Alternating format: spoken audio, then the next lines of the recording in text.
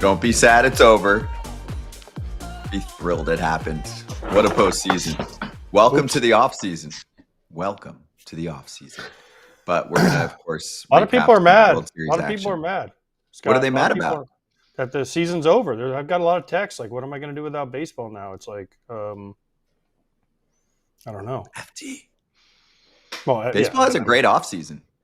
It does, though, because it extends for the few months into spring training. Not every offseason is like that. Sometimes it gets hit hard for that because some of the free agency drags on.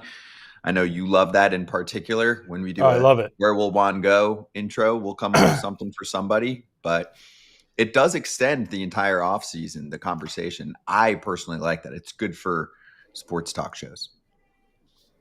Yeah, it gives us a lot to talk about every day. Except for today, where we don't really have much. I mean, we do have some stuff, but not games, not free agency, not trades. I know there was a minor trade. I mean, there's not a lot. There's not a ton today. I mean, we can talk about the game, which obviously happened Saturday night and was incredible. The whole series was incredible. So it's one of those things where what a series. And people didn't want it to end because it was so awesome. It was like an incredible, incredible series. It was. We also have a scandal to get to later with Evan Drellich joining us, free agency opening up. We'll talk to Jim Bowden about it. But I do want to show the interest internationally in the sport in a different way. Airplane. Kendall Baker from Yahoo posting this makes me so happy, man. Sports. And it just shows, if you're listening to the pod, a ton of TVs on an unnamed airline all tuned in for World Series Game 7. Very cool. And if you think about it, we had 3 out of 4 wild card matchups go the distance. Was it 2 or 3 for the DS? Went the distance. 2 out of 4 went the distance plus extras for AJ. So it was like almost like a game. Which 5 and 6. What was the other one? We have 2 game 5s? The Brewers. Yeah. Oh, that's right. The Brewers. I forgot about the Brewers. So we had 2 game 5s there. And then we they had got a game swept. 7. Yeah, but then we had a game 7 on the ALCS side, including a late comeback. And then we had a ridiculous game 7 we're about to talk about that just had it all. So we did do a 40-ish minute post-game show with Kratz, Trevor May, and myself on Saturday night. About 70-something thousand views on it. So thanks to everyone that checked it out. And also still good analysis on there from the guys if you want to see it. But AJ is going to take center stage here. So let's charge. Charging the mound. What do you have for us, AJ, when you were watching Game 7? Oh, man, where do we start? I mean, the pitching moves were incredible. It was fascinating to see how far Shohei would go. Then Max coming out when he came out. I mean, it looked like it was all set up for the Blue Jays to win this thing. They had a 2-run lead in the 8th inning, and then the home runs came. The Max Muncy, and then the next one with Miguel Rojas off of Hoffman, which wasn't a bad pitch. Now the one the Beaver threw to Will Smith was a hanger, but the other ones are great. There was base running, the catch. Can we talk about the catch that Pages made where Kike died in the outfield, it looked like, and he just laid there for like 5 minutes and they had to get the stretcher for him to come up? I mean, it was like, what happened, Kike? And then the base running of IKF, the plays in Yamamoto, he threw 6 innings the night before, let's not forget. And then he came out in 2 2/3. Oh, yeah, well, wait, we got to keep our pitchers healthy by not throwing them this much. This is why the Dodgers signed him. This is why he got $300-something million. Because this was freaking awesome. He's been there 2 years. He's won 2 World Series. And what he did in this one World Series made that whole contract worth it because it was unbelievably awesome. I mean, you forgot about Miguel Rojas's play. You forgot about the fact that Yamamoto fielded a bunt, winning by a run, and it was a ridiculous bunt by IKF. Not going to debate here right now if he should have bunted or not, but it was a perfect bunt and a perfect throw. And Vladimir Guerrero was making diving plays. The ground ball double play that he turned on Freddie Freeman was ridiculous. And the fact that I can't get over the fact that we could be talking about the Blue Jays and Ernie Clement being the MVP driving away in whatever car they're giving away now, or we're talking about Yamamoto being the MVP. And the fact that he came in and hit Kirk, it wasn't looking great. He was kind of shaky, and it's amazing how it just shifts that fast and that amazing. There's not enough time to talk about everything that happens. Yeah, well, how about can we talk about Jimenez sticking his hand out trying to get hit, and then he does get hit and he gets mad?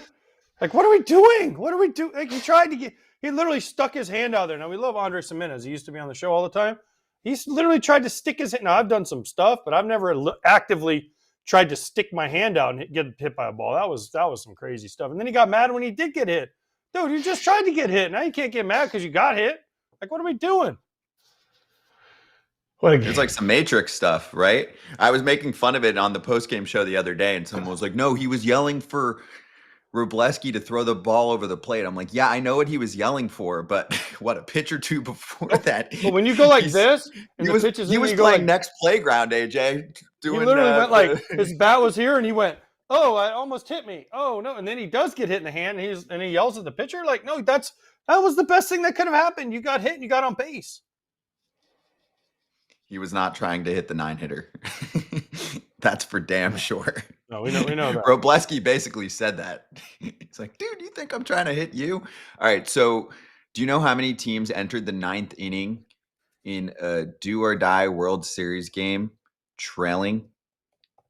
There have been 36 100. Of those.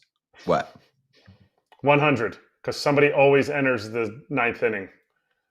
No. But in a do or die World Series Game 7, there have been 36 instances when you're trailing.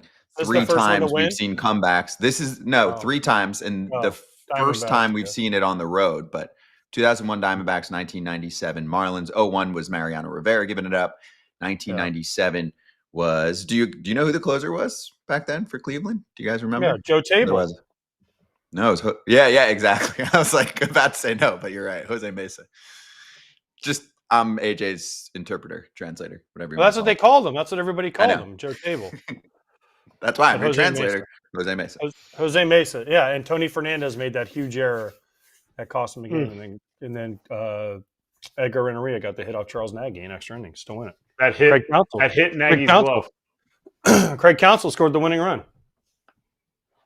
Dude, how about Dave Roberts in the decision? You mentioned the Andy Pages catch. That was a late little switcheroo by Doc.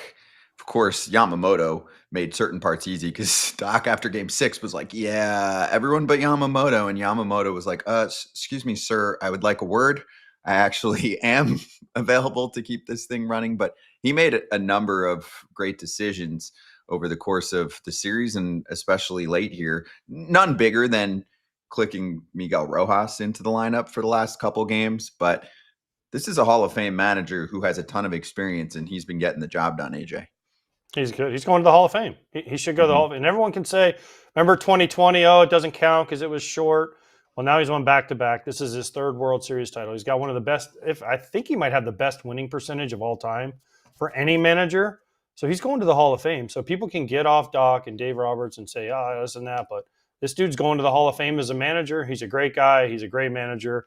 And he made all the right moves from the 18-inning game to the last 2, 6 and 7, going to Toronto down. The moves with the way he handled the pitching and the way he brought guys in, the way he used guys, didn't use guys. This was a master class by him, and he deserves a lot of credit for what he did. Based on how Yamamoto looked, if the Dodgers lose, is he to blame? Yamamoto? No, Roberts. Dave Roberts. For what? About Dave Roberts. What for bringing him in the first batter he hits Kirk. Oh, why would you bring in him? You know what I'm saying? Like, if you're talking about does he get blame if the Dodgers lost? Dave Roberts? No, absolutely not. Not with Yamamoto. I mean, who else was he going he used Glasnow to close game 6. Remember, it was 2nd and 3rd and no outs? And he brought in Glasnow, and Glasnow went 3 pitches. Now, it was terrible base running by the Blue Jays and Barger, who we've been talking about how great he was. That was terrible base running. But we're not going to even mention it because it's game 6. But a great play by Kike, great play by Miggy Rowe to pick that ball. But it was bad base running that led to the whole thing. And then, the next game, he used everybody. He used Snell right. He used Glasnow right. He used Yamamoto right. He used Shohei right. He used Robleski. This dude just crushed it. And this was the guy who was their best reliever for most of the year, and that's Vesia, who was out for personal reasons. So I think Dave Roberts did everything right when he put Pages in for defensive replacement. in that game and he made that catch to save it. I think he. I mean, listen, you can always say, "Oh, this and that, blah blah blah blah blah," but I mean, I thought he nailed this World Series. I thought, you know what? I thought both managers did a really nice job in this. I thought Schneider tried to do everything right too. It just didn't work out. They gave up some home runs late, but I thought Schneider was crushed it with what he had too. Will Smith to the 2 spot, infield back for the Alejandro Kirk double play. I mean, there's just a lot that you look at and you're like, well played, well done. These guys knew what they were doing. And lastly, Kershaw gets to win on his way out. Mookie Betts has won 4 of the last 8 World Series titles. You have the players from Japan who shined, of course, Ohtani, Yamamoto. And I know not as much of a factor the last couple weeks, but look at what he did in the beginning of the postseason. Roki Sasaki emerging as their closer to save the day. So it was just super cool. So many storylines. Miguel Rojas not hitting a home run against a real right-handed pitcher all year. Logan Porter, a position player, was the only one he had. And you know what? It gets me thinking. There's one person that can really paint the picture better than anyone on the planet, and we're going to bring him on the show. In the green room, the great, legendary Jayson Stark from The Athletic to document what we just saw. Next.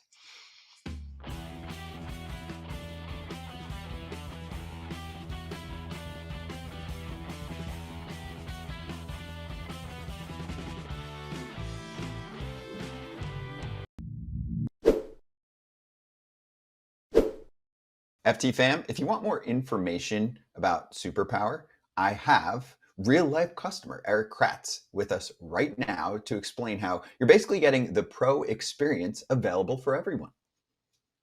$199 is the price, and that's a discount from Superpower. That's a discount from everywhere. You get so much information from your lab test results. Christmas is coming up here soon. You can give this gift to somebody else. Health is the gift that keeps on giving. Your blueprint activated with Superpower. Not only did Superpower reduce that price to what Kratz is talking about, just $199, but for a limited time, FT fam gets an additional $20 off with code TAKE20. Head to superpower.com and use code TAKE20 at checkout for $20 off your membership. After you sign up, they're going to ask you how you heard about them, and make sure you mention FT to support the show. Stop only reacting to health problems and start proactively improving your health based on real personalized data with Superpower.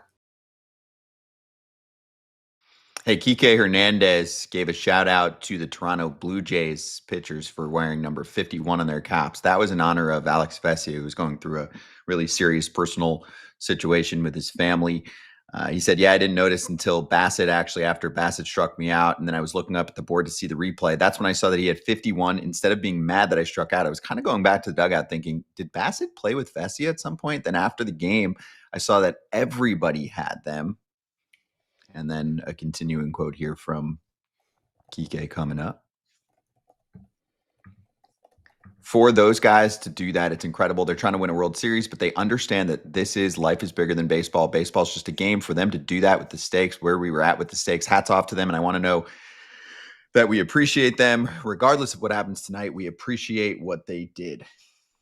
Also, it is parade day for the Dodgers, so we'll get more quotes to read for tomorrow's show. I'm sure there will be some fire and maybe some beverages being handed out that create some exciting quotes. I don't think they're going to smash the Blue Jays like they did the Yankees verbally. The Blue Jays are damn good and had 90 opportunities to win this. We're going to do a whole section on missed chances for the Blue Jays, and we'll start with the IKF debate, but we'll do that coming up.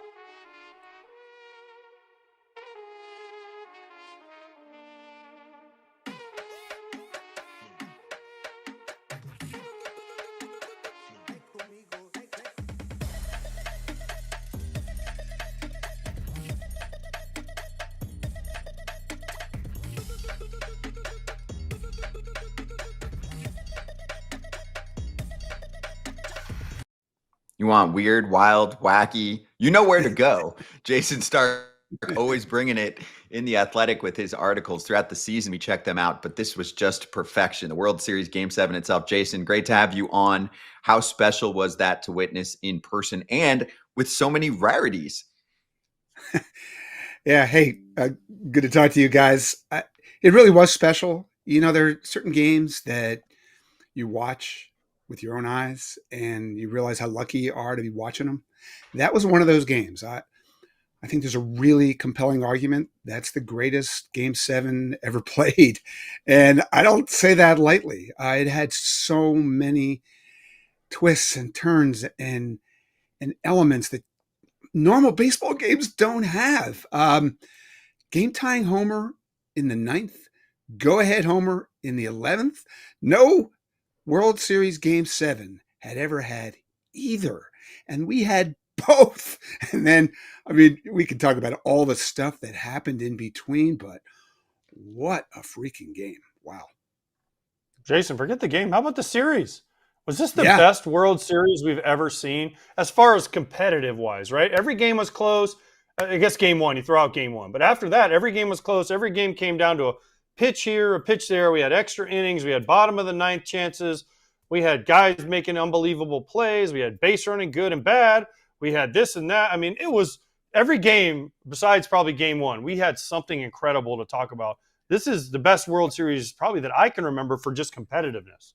Yeah, well, even game 1 had the Barger pinch grand slam, and there'd never been one of those. Every game had something great. And most of those games had just drama for hours, and it just hung there in the night. I've been thinking about this, AJ. I mean, it's certainly in the argument for greatest World Series ever. In 2016, because you had the 2 epic droughts riding on it, Cleveland and Chicago. 2001, I mean, that was wild every step of the way, right up to Luis Gonzalez. 2011 became great because the last 2 games were so classic. It's hard to do this kind of discussion without mentioning 1991 with Morris, Smoltz, and Puckett and all the one-run games. But I really looked at this long and hard. I couldn't find a single World Series that had everything that this series had. So if we wanted to vote for this series as greatest series ever, people would have a hard time proving us wrong, man. Did the Jays outplay the Dodgers? I know the Dodgers won, but did the Jays outplay the Dodgers when you think about the end of this series? Yeah, I mean, I think we could say yes, but I don't know if I ever told you guys, I always wanted to do a 30 for 30 and call it one bounce of the ball. The Dodgers always seemed like they got that one bounce of the ball that would change a game and determine who won and who lost. And I'm not telling you guys anything you don't know. Baseball is about that, and it's especially about that in October. Think of all the stuff you could pick apart in the 18-inning game. Think of all the stuff you could pick apart in Game 6 and 7. Game 7, the Blue Jays didn't have a 1-2-3 inning until the 10th, and they could never tack on. Game 6, think how it ended. Think how incredible it is that they had second and third and nobody out in the 9th inning, and then it was over in 3 pitches. You could say the ball bounced their way. I think it did a lot of that. The Dodgers just have that knack, and they have players that make those plays. All right, I'm gonna go off on this. I hate that. Did they outplay them? No, they didn't, Jason, because they lost. I don't care. You can say they had more hits. You know who won? Yeah. The Dodgers. Yeah. And I'm sorry. Like, I get it. Why I think people say that, and I'm sorry, Kratz, for this, is because people thought this was going to be a smashing by the Dodgers, right? So the little old Blue Jays, who won the most games in the American League, by the way, they made it to 7 games. So they outplayed the Dodgers, and the Dodgers didn't play up to their potential. But you know what? The Dodgers still won. And you know what else, Jason? It was a great series. Viewership was through the roof, and it was good for baseball. So I'm tired of hearing people say, the Dodgers didn't play as well as the Blue Jays. Boo-hoo, I'm sorry, Blue Jays fans. You played great, but the Dodgers still won. And you know what? You can say the ball getting stuck in the wall, Miggy Rojas, IKF's lead, whatever you want to say. At the end of the day, the champion is the Dodgers. That's it. There's no crying in baseball, right? There's no crying when they lost. I'm sorry. The Dodgers played better because they won 4 before the Blue Jays did. Of course you're right. Whoever's holding the parade played better. Yes, thank you.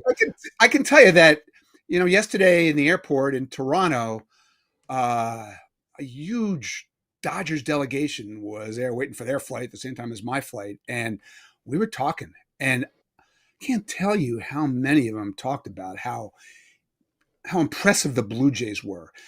I think now that, to me, that's a sign they underestimated the Blue Jays going in. They didn't know the Blue Jays were that good.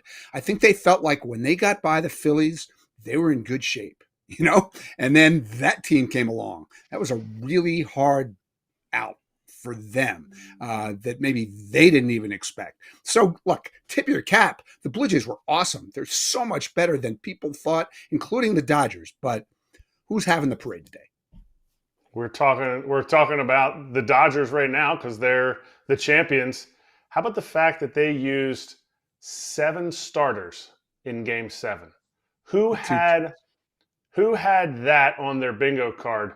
All pitchers would be 7 starters. We knew it was going to be, as the playoffs went, that they were leaning away from their bullpen guys. But give us some nuggets on the fact that they used 7 starters in Game 7. Yeah, that was mind-blowing. The Dodgers had 4 starting pitchers in this World Series, and all 4 of them pitched in that game. And the Blue Jays pitched everybody in their rotation except Kevin Gausman. So, of course, I had to dig into this. It's like 3 o'clock in the morning when we're looking at it, okay? But the only other game we could find in World Series history where 7 pitchers pitched who had started a game in that World Series happened 101 years ago. 101, 1924. And the 7th and last was Walter Johnson. So that's been kind of a while. And then we did find 3 other games where 4 starting pitchers pitched. But you know what was the difference between the Dodgers and those teams? The Dodgers were the only ones that did that and won, that lived to tell about it. What did you think when all those guys kept parading out of the pen? And then here came Yamamoto. When Yamamoto jogged out of that pen, I got goosebumps, man. Hey, Jason, this was the Dodgers used their strength, right? Their strength was their starting pitching, and they relied on it. This is Randy Johnson in 2001, pitching the day before, and then coming out of the pen, right, to give him multiple innings. This is what I want to see. Everyone questioned Yamamoto, right? Oh, they signed this guy. Well, he's won 2 World Series in 2 years. He's been their best pitcher 2 years in a row in the playoffs. He's been their one starter they can rely on.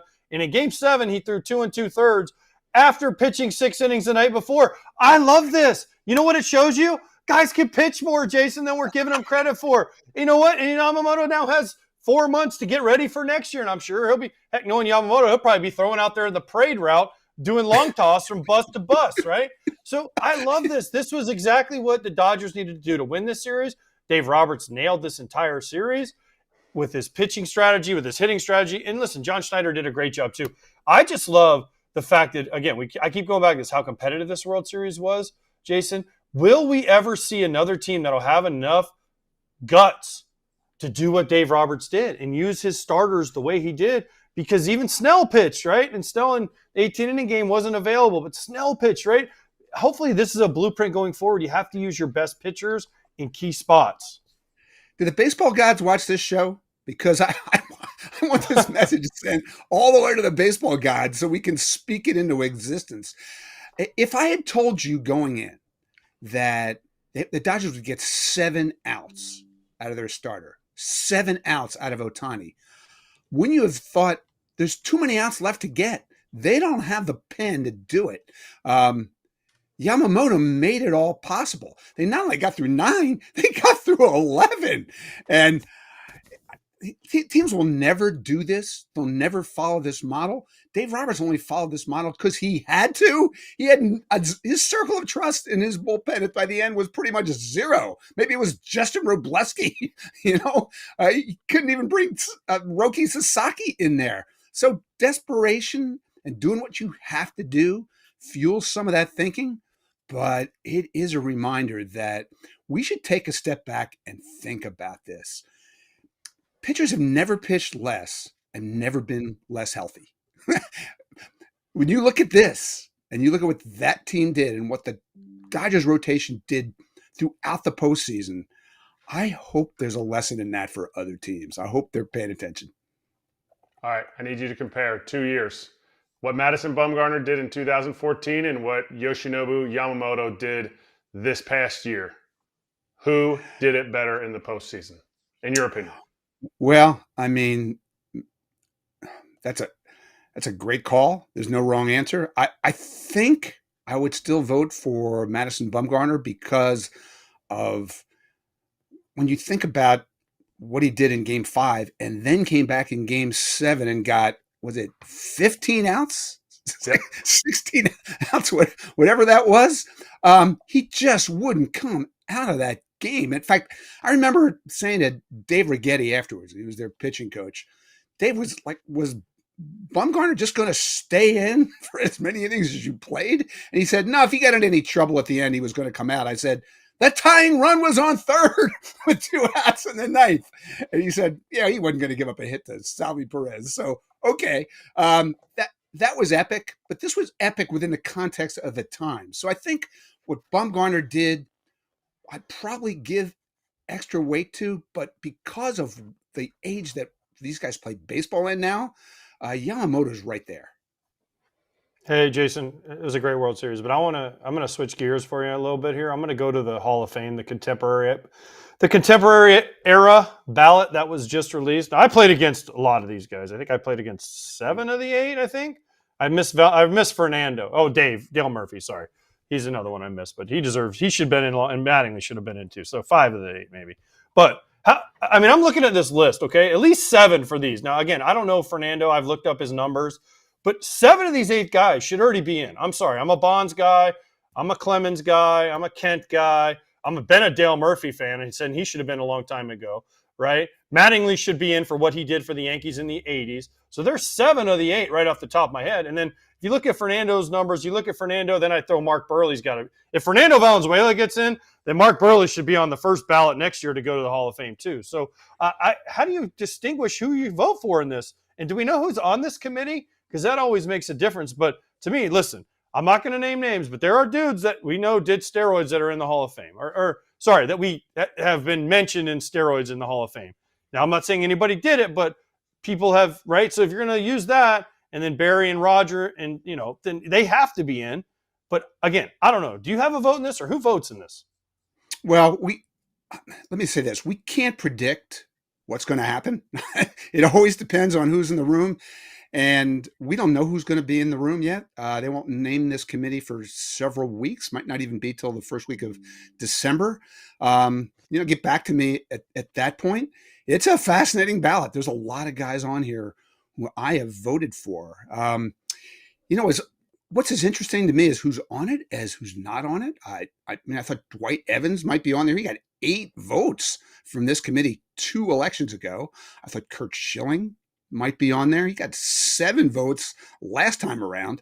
The big surprise to me is Fernando. Okay, he's been retired for 18 years, never appeared on any one of these era committee ballots. He's an interesting guy, right? 1981 to say 86 Fernando is really similar to 1980 to 87 Dale Murphy. And it makes me wonder, are we seeing a shift in all Hall of Fame voting toward players with the big peaks, maybe not the longevity, guys who we could say had a period of time where we were arguing, are they the best player in baseball? Are they the best pitcher in baseball? I think that's what Fernando is doing on there.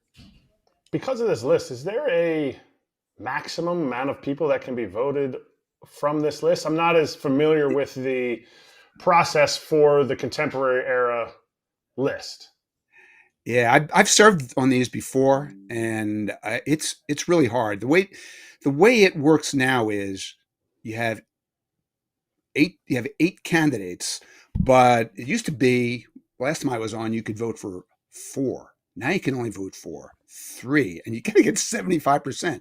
So say if you have somebody like Fred McGriff, who runs the table, gets a vote from everybody in the room, it's almost mathematically impossible to have a second guy, and especially a third guy. So you could see a scenario where Bonds and Clemens get in, Murphy and Mattingly get in.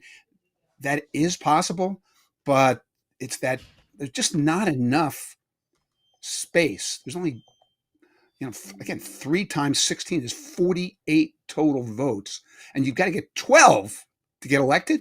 Like, do the math in your heads. It's almost impossible to get more than 2, and even 2 is hard. Who do we know who votes on this, Jason? Do we know who's on this committee? I can tell you the makeup of it. There's usually, I think it's 4 or 5 writer historians. So,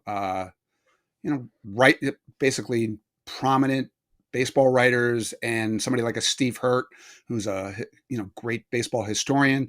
Then there's a number of Hall of Fame players who are in the room, and they're always great. And then there is portion of the committee is baseball executives. That can be 3, 4, 5, maybe even 6, depending on the makeup of the room. So it's an interesting mix.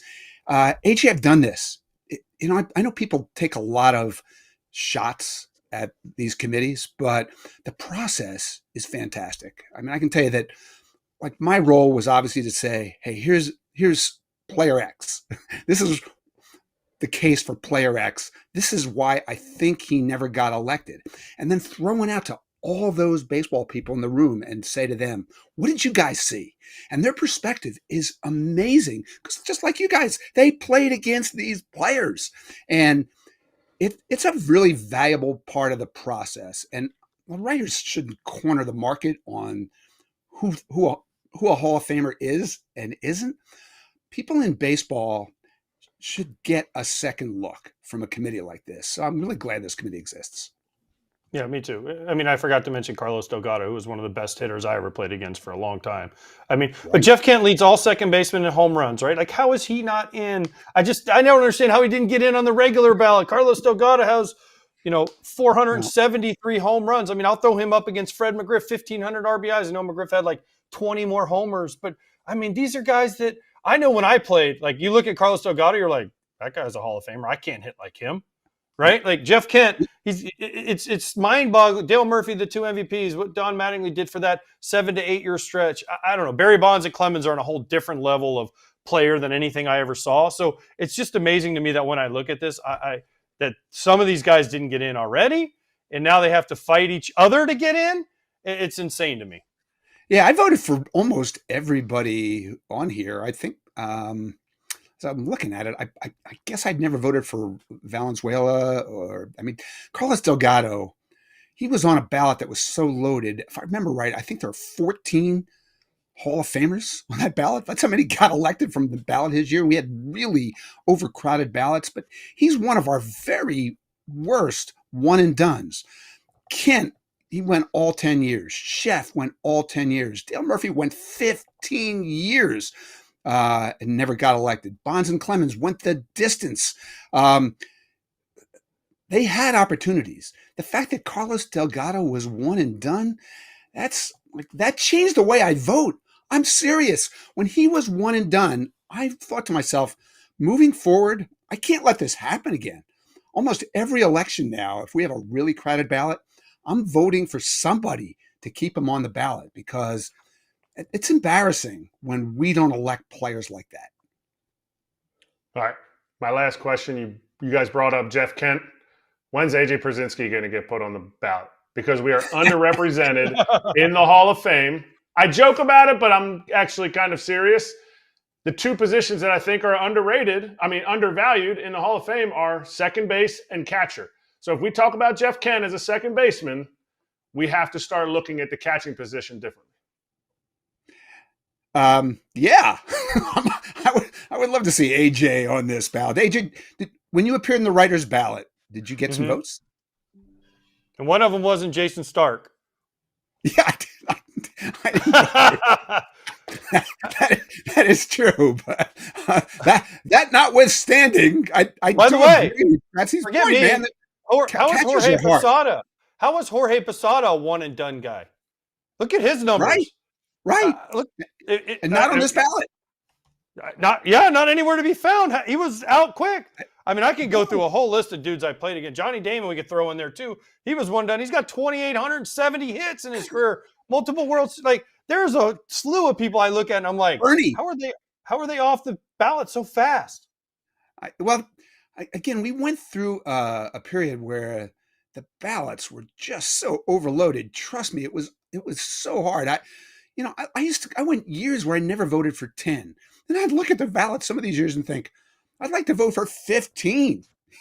And you only get 10. We once asked the Hall of Fame as a group, could we increase the number of players we could vote for? Or could we do it so we look at every name on the ballot and vote yes or no? But they don't want that. They turned that down. They like it how it is. 10 is always going to be the limit from what we've been told, right? So what do you do when the ballot has more deserving names? It's awful, awful, awful to send that ballot off and realize the people you didn't vote for. I'm telling you, like all the people who think Hall of Fame voting is fun, it's easy. Look, it's a privilege, but it is so hard when you hold that ballot in your hands because it's not just about clicking a box. This is about lives and legacies. This is life-changing when these guys get elected to the Hall of Fame or when they don't.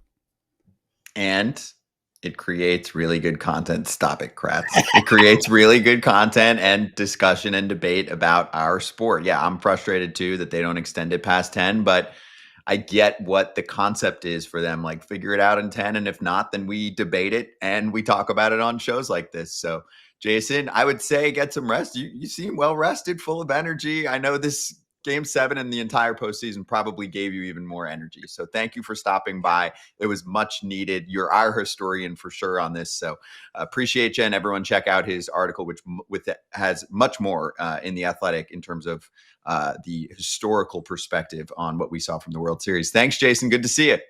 Yeah, you too. Always great to visit foul territory. See you guys. Yes, we love it.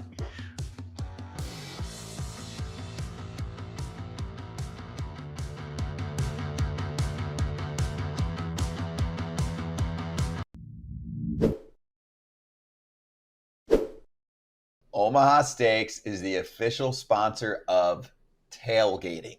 Yes. Tailgating. And I know about tailgating. This guy knows. You want a good burger? Mm-hmm. Omaha Steaks. I've even gone so far as to buy little charcoal grills that you can take with you that are about the yay big, and take my Omaha Steaks and put them on a grill right there and eat them before a game, and sometimes even after. For more than a century, Omaha Steaks has delivered the world's best steak experience. We all know it's not just about the steaks. And if you want the ultimate tailgating experience, you're ordering the steaks, shrimp cocktail, sign me up. And the burgers are next level, as you would expect. You can even do the chicken on a grill. The That's chicken right. breast, the chicken right on the grill. Boom. Make game day delicious with the official sponsor of tailgating. Visit omahasteaks.com and get $35 off with promo code FOUL at checkout. That's omahasteaks.com and promo code FOUL at checkout. Terms apply. See site for details.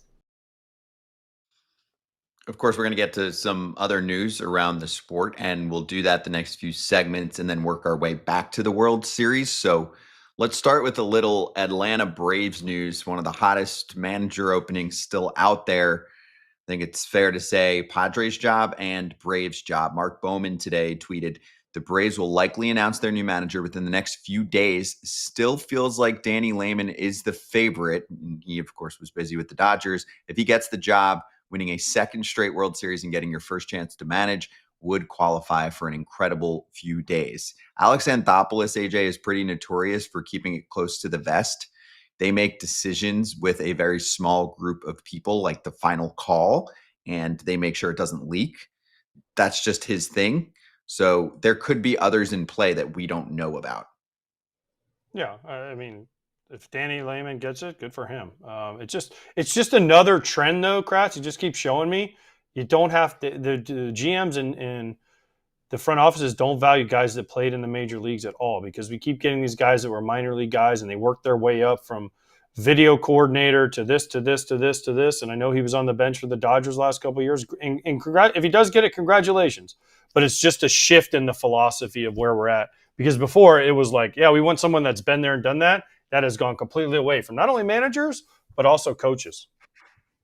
Danny, I mean, we'll talk about it more, but Danny Lehman's been on the bench with the Dodgers for a long time. I mean, he's been there, I think, since 17 or 18, and he hustled to get there. So I think it's a little bit different than what the Nats hired, but I agree with you, AJ.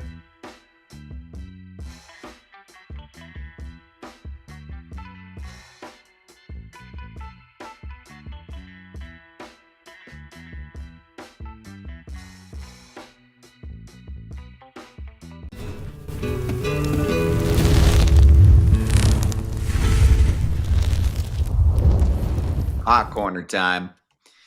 The Rockies have 2 finalists. Oh, wait, no, they don't now. They're actually moving on from their reported 2 finalists for the top baseball operations job. So classic Rockies. They didn't lose enough this season. They're kind of losing in terms of figuring out who is going to run their front office. Kind of a big deal. Hey, maybe we just don't know some information about someone involved. Again, it's just maybe getting kept really close to the vest. But we did hear from reports and really good reporters like Britt Drellich, Ken Rosenthal, etc., about Arizona Diamondbacks assistant GM Amiel Sadeh and Cleveland Guardians assistant GM Matt Foreman, both in the running, both doing those deep dive interviews. Final interview last Monday for Sadeh at Coors Field, and for Foreman, he was in Colorado the week before. Final in-person interview. AJ, I guess the team said no thanks. They weren't interested, or the others said no thanks, depending on what the offer was. That's always possible. Some assistant GMs are very well taken care of. And if you think about it, the Rockies could be one of those teams that doesn't want to value this position. So there's a chance of that. There's also a chance the Rockies are like, I can't go outside the organization. I hate doing that. What's the emoji that's like this? The people are like, IDK. who the hell knows what's going on? Who knows what's going on in Colorado right now? I mean, we thought they were going to name a guy, then they haven't named a guy. I mean, still have an interim manager, but they still have the same owner. So just think about this, Scott. They don't like going outside their organization. Is there anybody in the organization they could hire to be the GM?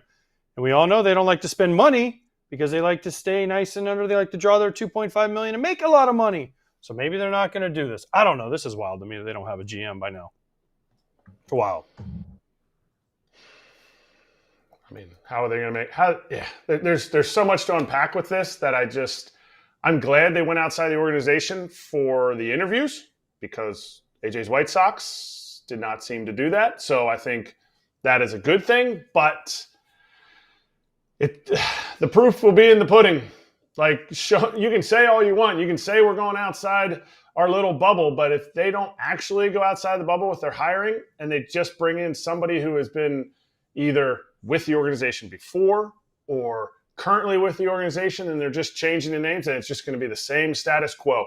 They need a GM to come in that isn't afraid to say, guys, we have to think about things a little bit differently. Do you know who their next manager is? Neither do they. If they were interested in anyone that currently got a job, too late. My thing is, AJ, you're going to let the new GM or president of baseball ops, whatever they want to call the next guy, choose their manager. And maybe it's not going to matter, especially with the way that there are guys that are coming out of left field to manage. Don't you want to put your head honcho of the front office in a good position to succeed and have as many candidates available as possible? It's like, let's let all the seats fill up. Then we'll figure out our president of baseball operations. Then we'll figure out our manager with whatever scraps are there. It's not scraps, but you know what I'm saying. Like, put them in a position to succeed. This is already a loss. Braves, Padres don't have managers either. You're not saying this about them. The Rockies officially still have a manager. They haven't gotten rid of what was it, McKibben? What's his name? Schaefer. Sorry, Schaefer. They haven't got rid of Schaefer. No, it's have they? I'm like 99% sure they're getting a new manager in there. But they didn't. Talked about. They didn't revoke it. I don't know. They didn't take the interim tag off of him. Okay. Well, they have other things to figure out, like their front office first. But anyway, on that topic, front office unfiltered. Maybe they're getting a Dodgers person. And they were waiting for them to win or a Toronto person. Maybe that's what we don't know. Well, that's the holdup with Atlanta. At least part of the holdup is that there's somebody involved with the Dodgers and Danny Lehman. Anyway, Front Office Unfiltered. We'll get to the manager carousel with Bowden, and we'll also talk about his top 50 free agents list.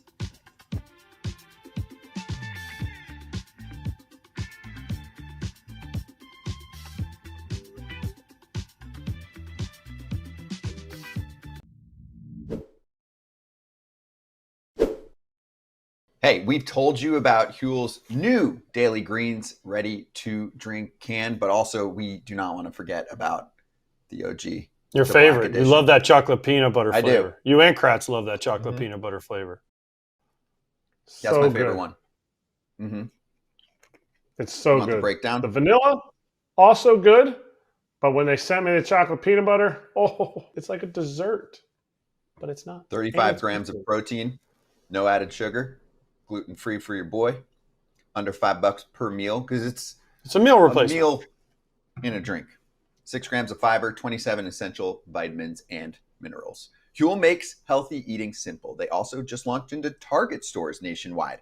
Try both products today with 15% off your purchase for new customers with the exclusive code FOUL at Huel.com/foul. Use that code, fill out the post-checkout survey to help support FT. Great ratings for the World Series. Is that who you're talking to on your Huel phone, Kratz? Oh, I was talking to my hunger, and Huel's taking care of it, so that's it. That's good. Take a sip later if you're hungry. 26 million. I'm rounding up from 25,984,000 viewers tuned in on average for the Dodgers Game 7 clincher, most since 2017. Game 7 between the Dodgers and the Astros back then averaged about 28 million. Game 7 peaked on Fox with 31.5 million viewers. Final viewership info is expected on Tuesday. Today is Monday. And we'll also get numbers from Japan and numbers from Canada. And this was a truly international World Series that had a ton of people watching. Actually, AJ, we always joke about this. We just went over the U.S. ratings. Toronto doesn't count in there, right? And Canada itself is in its own world. They still did pretty damn well. They did really well for a team one of the teams not being in the U.S. So I think everyone that says baseball's dead, this and that, you're wrong. Baseball is thriving, and we need to stay the course. And listen, we're a show that doesn't give Rob Manfred a lot of credit for a lot of things on this show, but the pitch clock and some of the other moves he's made has made baseball more fun and more action. No shift, things like that. Bigger bases, more stolen bases. He's done some good things, and the viewers are responding by coming out to watch. And the Dodgers did not ruin baseball. They actually got a lot of people to watch.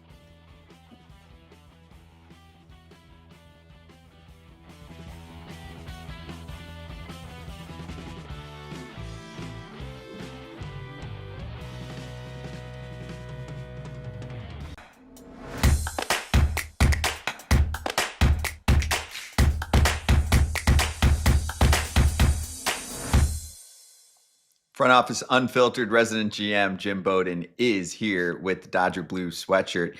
JB, happy, what do you call it? Because you say this is a big day. Happy, what is it? Postseason. This is it. Let's go. The postseason after the postseason. The offseason. Offseason. Let's go with that. Yes. Opening day of the offseason. Opening day of the offseason. Yes. Happy opening day to you. This is a time to shine.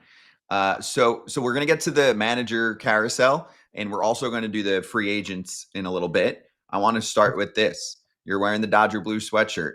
Dodgers win. You covered a lot of the postseason. What can other teams and front offices learn from the Dodgers aside from the money spending? Or if you want to include that, they do some other things well too. Yeah, I mean, I think when you have an owner that commits the right money, the dollars that it takes to win, and then you have a front office that spends it correctly. And it's when I say spend it correctly, I'm not just talking about building a team that has 4 number 1 starters. I'm not talking about just a team that's building with 3 future Hall of Famers in Shohei Ohtani and Mookie Betts and Freddie Freeman and perhaps even Will Smith someday. Who knows? We'll have to keep watching. But it's an organization that spends a lot of time and effort on making sure they get the right human beings in the clubhouse, not just the players, but the players with talent that are also elite human beings. They get that. They spend a lot of money on research and development. They spend a lot of money on technology. They spend a lot of time and effort providing the players the best information they possibly can to help them be the best they can be. And when you talk to players, and when I'm on the field at Dodger Stadium, I'm asking players, what's different, playing for the Dodgers than your previous team. I love hearing the smiles, and I love hearing about how much effort and money is invested and time in helping each player be the best they can be. And the Dodgers are the model organization. This has been great for baseball. I tell everybody, we'd all love to be the GM or the manager of the Los Angeles Dodgers. They put together the best team. They invest the money. And nobody should be upset. They play within the rules. And they're a first-class organization from top to bottom. That's just the facts. That's just the truth. And they treat everybody great. So I think everyone can learn from that. And they have a bunch of good people in that organization too, Jim. I mean, players-wise. Dave Roberts and Freddie Freeman and Shohei and Mookie, and they're good people too. So listen, as much as people want to hate them because they're good, but don't hate them, because if you don't know them, you can't. It's hard to hate those people once you get to meet them and talk to them. So I agree with what you said. Now I don't know if you heard what we were talking about before you came on about the Rockies situation. So I want to go to the Rockies and what's going on there. They seem like they were down to 2 finalists for their front office opening, and they're like, no, we're moving on from them. What the hell is going on in Colorado? Can you explain what is happening? Because no one knows what's going on there. Yeah, I don't know for sure what's going on, but I can tell you that any executive that's going to consider that job is going to need a commitment long term, because it's going to take at least 7 years to make that franchise competitive. They're in a division where there's 4 other teams that are built for the next 5 years that are going to be playoff contending teams. And the Rockies, it's going to take a long time. The other thing about the Rockies, they're like an expansion team, right? They haven't spent any money on analytics or technology. They're so far behind every other team in that division that the person going in there has got a lot of work to do and a lot of revamping.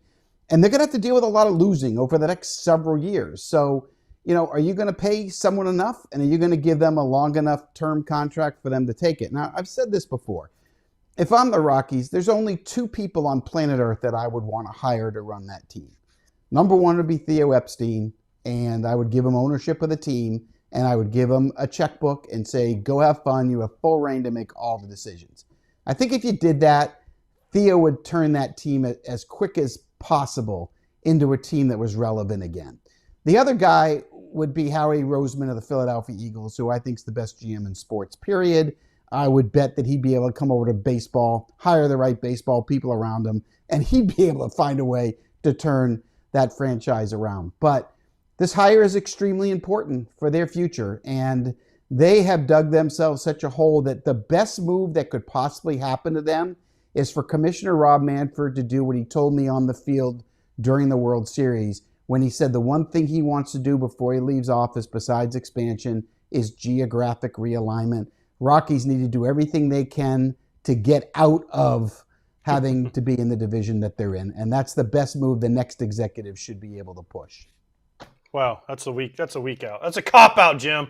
That's a cop-out by the Rockies. They've been to the playoffs in this division before, but not anytime soon.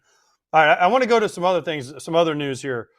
Gabe Kapler, first of all, is the new GM. This guy has 9 lives. I mean, he didn't do very well as a manager. He was the Dodgers guy. Now he's GM, which is cool. Maybe he can show us him getting dressed all the time like he does on Instagram, where he's like, I'm getting ready for the day, and he's putting his, like, whatever. And then the age of some of these managers, especially Butera, right? And then a 1-year deal for Suzuki, and then a 33-year-old manager.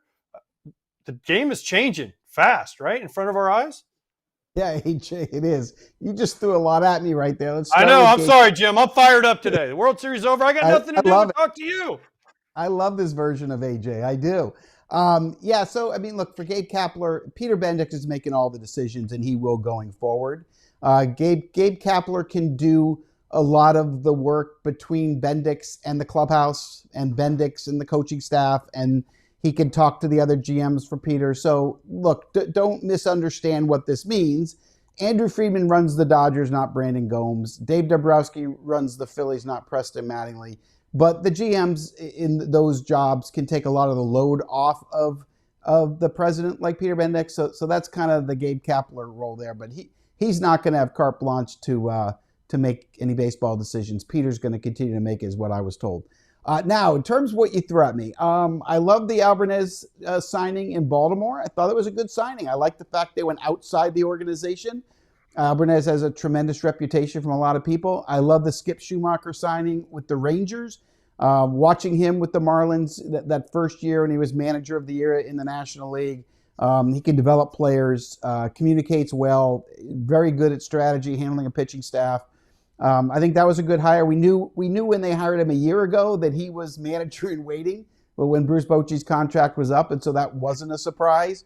Kurt Suzuki on a one-year deal, why did you take it? I mean, we're going to be doing this a year from now when Perry Manassian and Suzuki are fired at the same time.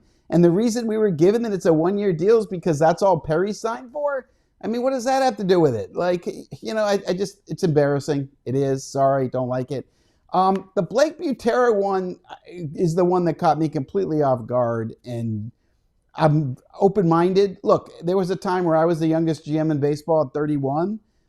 So I think you have to keep an open mind and give him a chance. I think the one part that would be concerning for me is you're having a rookie GM and a rookie manager, two of the youngest in those roles.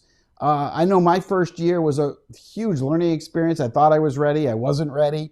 I had a rookie manager at the time. That's a tough formula to have. Now, Nationals, there won't be high expectations, but at the same time, that's the one I'm going to be watching closely. And in terms of the Giants hiring of Vitello, I actually love it. I don't know if it's going to work. I'm fascinated to see how it plays out with zero professional experience. But the one thing I've learned in the last year, I trust Buster Posey. I trust his decision-making. I like the Adames signing. I like the Devers trade. I like the trade with the Mets. He's won 3 world championships. He knows what it takes to manage. And if Buster thinks that that's the right guy for him, I'm going to just trust it. But I am really looking forward to seeing how that plays out. All right, delve into the Blake Butera part of it, because you were a 31-year-old GM. You had a rookie manager. What are some of the problems they're going to run into that they have to learn from your experience? Yeah, so, I mean, the first part is just when you're sitting in the GM seat for the first time and everything is on you, that's a big enough job as it is. You combine that with a manager who isn't ready to be a major league manager, who's dealing with everything. That's even more of a burden that's put on top of you. And there's just so much to it. And as you guys know, that first year you're a big league manager, the game's fast.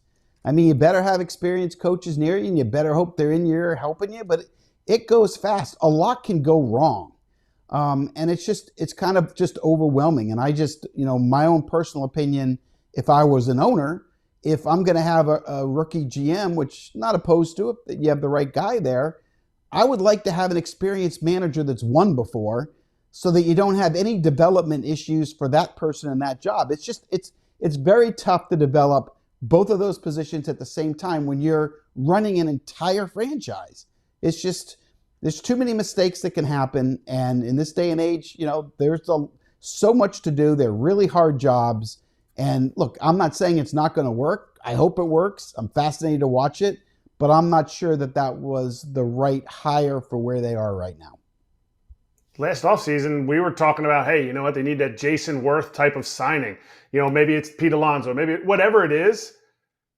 Hiring both of these young guys, doesn't that just completely preclude them from having any kind of free agent presence? Because what free agent is like, hey, you know what? Unless they give Jason Worth type of excessive money that no one else is getting. Obviously, you can go anywhere for the extra money, but doesn't that just keep them off the board for any of these free agents who are like, yeah, I'm looking to definitely make my mark?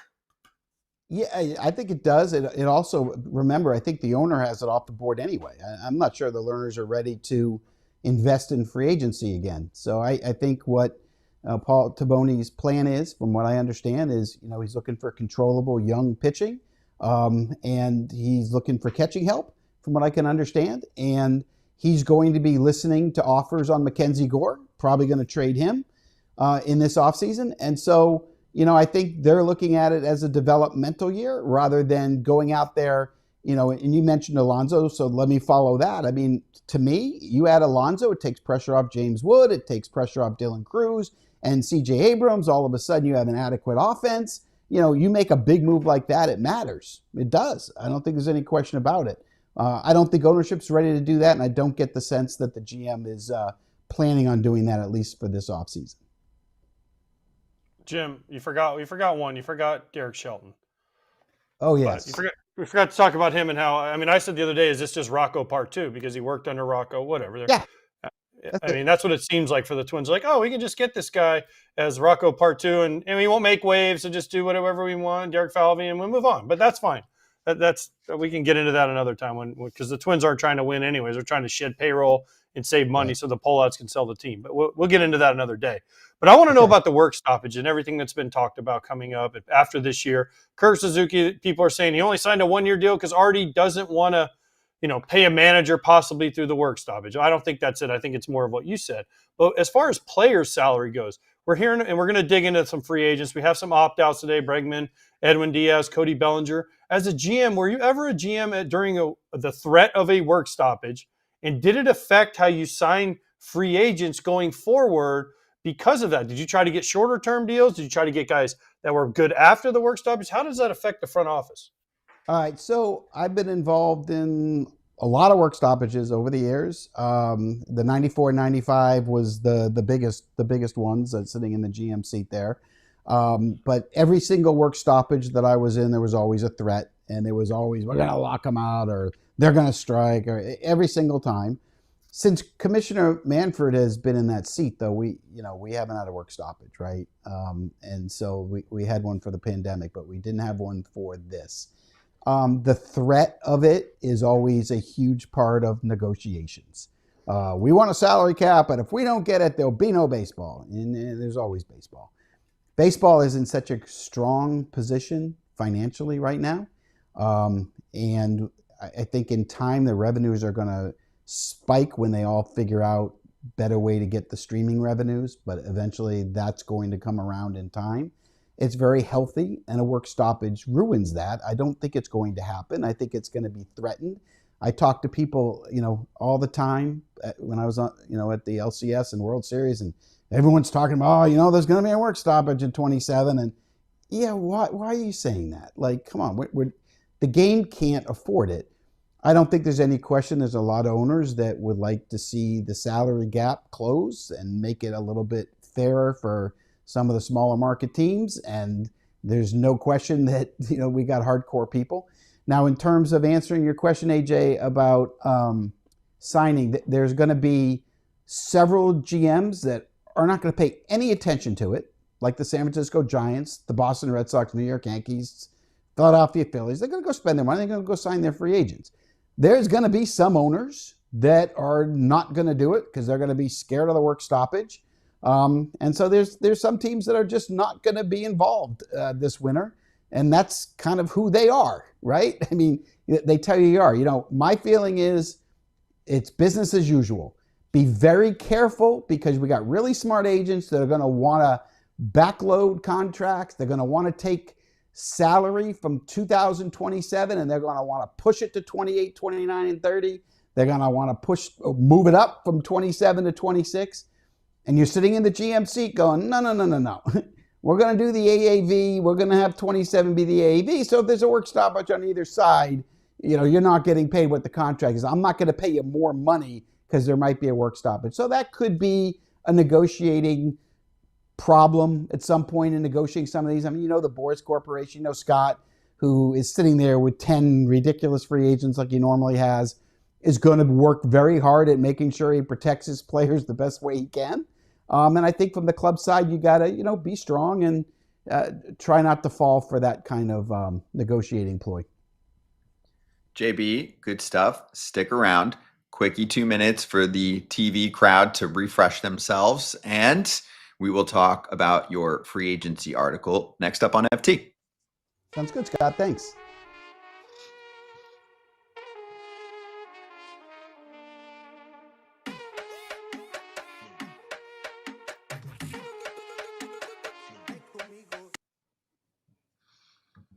Hey. Teams leading entering the ninth with a chance to clinch the World Series are 102-7 all time. So this plays more to what you were talking about, Kratz. Of course, there were times where it was tied entering the ninth, but when you're leading entering the ninth, 102-7. And we're looking at the losses in that scenario in games 4s, 5s, 6s, 7s, including game 7 the other night.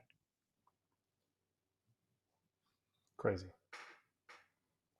All historic games, obviously. But man, I just can't. When I keep stacking up everything, even on this show, like AJ says something, I talk about it, and we forgot about this. You say something, we talk about, oh, what about that? Like, there's so much from this game. All those games. Obviously, I don't remember all of them, but I remember the ones I was alive for. Yeah, the 10 and 11, Game 5, Game 4, and Game 5 of the A's. I mean, which A's? The Kansas City A's, the Oakland A's, the Philadelphia A's, the Moneyball A's. Which one? They all apparently blew. A's. But I mean, the Game 6 isn't that the Don Denkinger game where he missed first base? Wasn't that game? The poor umpire. Game 7, Cleveland. We talked about Jose Mesa. Game 2011, Game 6, Rangers. I was at that one. One day I'll tell you the story about what I saw in the Rangers bullpen. Game 7, the Blue Jays. Yeah, we just witnessed it. But yeah, a lot of those are iconic games, and for both franchises, one way or the other. I mean, the Mariano Rivera one is probably the one that people would say, no way that really happened. Tony Womack getting the big hit, right? And you mentioned the infield back for the Dodgers, first and third. And remember, the Yankees brought the infield in, and Luis Gonzalez hit the ball that barely got to the outfield grass for the winning hit. So, yeah, these are all iconic games for both sets of franchises. And the ones, at least that I remember now, 10 and 11, I wasn't even alive for that, so I don't know. But the other ones are pretty amazing. Yeah, tons of historical context that we can show. This was one of the all-timers. I mean, freaking ninth inning, and the 9-hitter gets it done to tie up the game off Hoffman. And again, we're going to do a separate section on the Blue Jays. We'll start with IKF. We can do a little bit on Jeff Hoffman. We'll do that a little bit later in the show. But coming up next, free agency is starting up. And Jim Bowden just put out a top 50 article. So we'll bring JB back 1 minute away, and we'll ask him about some of the notable names on that list.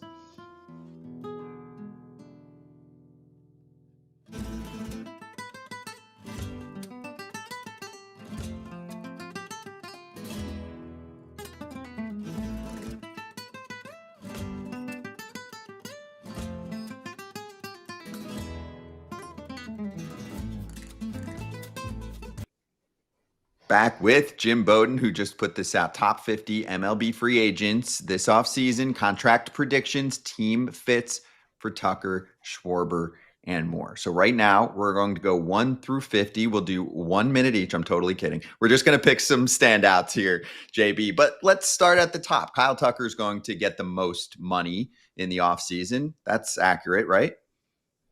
Yeah, I think so. I mean, he's 28 years old. He'll play next year at 29. So, I think realistically he gets a 10-year deal. The thing that Tucker does is he's 30 homers, he's 30 steals, he's plus defense in right field. He's a really good base runner. He's a complete player. Now, he's not the franchise player, right? You don't want to sign him as the face of your franchise. You want to put him on the team where he's going on a team that's got a loaded lineup, and then there's real value there, right? I mean, if you put him on the Dodgers, you put him in right field, move T.O. to left, and now you got a plus defender in right field that you haven't had all year, and another 30-homer, 30-steal guy. In that lineup, he's a perfect fit for the Los Angeles Dodgers. He's a good fit for the New York Yankees. Put him in left field, and that short porch in right field, let him eat. I also like him with the Phillies, the Mets, and the Giants, but I think the best spot for him is Dodgers or Yankees. But yeah, he's going to get paid.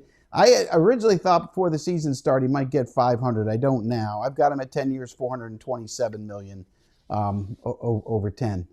But really good player and a complete player. I mean, I'm digging through this list. I looked at it earlier. There's some names on here to me that are very interesting. Brandon Woodruff, who you have way down the list, right? He showed he could do a lot of things, and then he goes and gets hurt. What's he going to get, right? Some of these other names are big name guys. Like especially even I'll go to your top 10 that you have on here. I mean, obviously Tucker, Schwarber, Pete Alonso, but what's he going to get again, right? Because he went through it last year, and now and then the one that pops up is your number 4 guy, Framber. Is going to keep him. Cisco seems like the guy to complement Logan right at the top of that rotation. But is Buster Posey into the whole cross catcher on purpose? Didn't do it on purpose, and then up and down. So many things him should get off talent contract. There's so many things where people are like, I don't know. Yeah, great. You threw a lot at me again. I love that, AJ. So let's start with Woodruff. It all depends on the medicals, right? I mean, what he gets paid is going to all depend on what does the MRI say? What is the health risk? Is it a 1-year prove-it deal, right? Or is it a 2-year with an opt-out kind of deal? Kind of like Jack Flaherty. Flaherty signed John Flair with the So Woodruff is a tough call. Zach is a tough call, right? Of all these 3 at 75, or the way he pitched in August to get getting back to your Pete Alonso. Yeah, I think he's going to get the this year, and the Mets are going to him again. I do. A lot of plays does. He didn't pitch here. Post. And it's okay to give him a 6. Right? Okay. Good teammate. The ball overshot. Purpose just go. I do think that happened with the catcher is something that you're going to have to accept with the Zach Gallen. There's only so many starters out there, and Giants. And I know one thing: as much as I think the Giants need one more bat, Buster Posey's making it clear to agents and to GMs that pitching is what his goal is this offseason.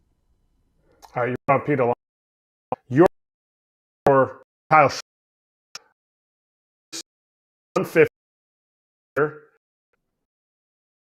years young at 1. You said 1. You gave him feel like comparable.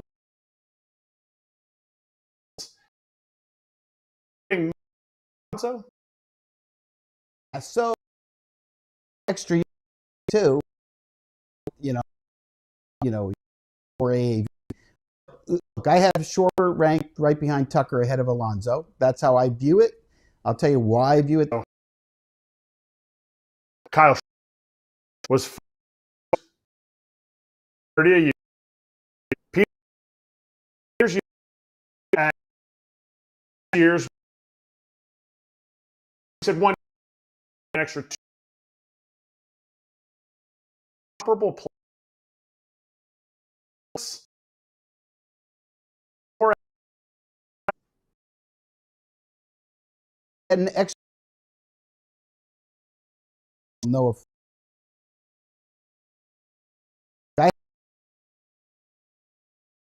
That's how I do it that way. Scouting 80 is an 80 teammate.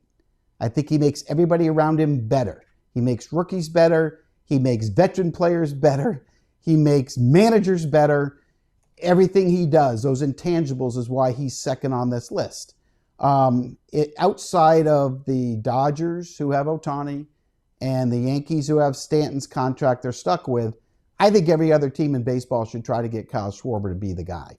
Now, in terms of why I put the money where I put it, everything I'm understanding is, again, this is information that I'm getting, that it sounds like 5 years, 150 to 170 is where this thing is going to land. That's what I've been told by everybody.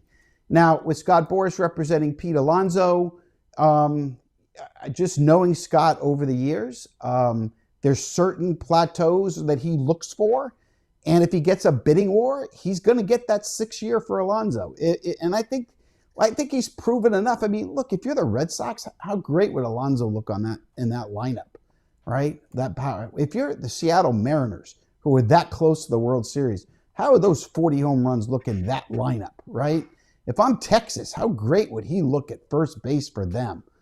So I just think there's a lot of fits there, and I think he's been so consistent in playing and hitting homers that, look, I'll take Schwarber or Alonso, either one. I love them both. I'm getting 40 homers from both of them. I just think Schwarber's going to get 5 years and Alonso is going to get 6. Okay, that's fair. That's fair. My next question is, again, on this list, the relievers: Devin Williams, Luke Weaver, Pomerantz, Brad Keller. I mean, Diaz is kind of in a different class than those. But what do you look at more? If you're the front office, you've been through this before. Pomerantz has done some good things.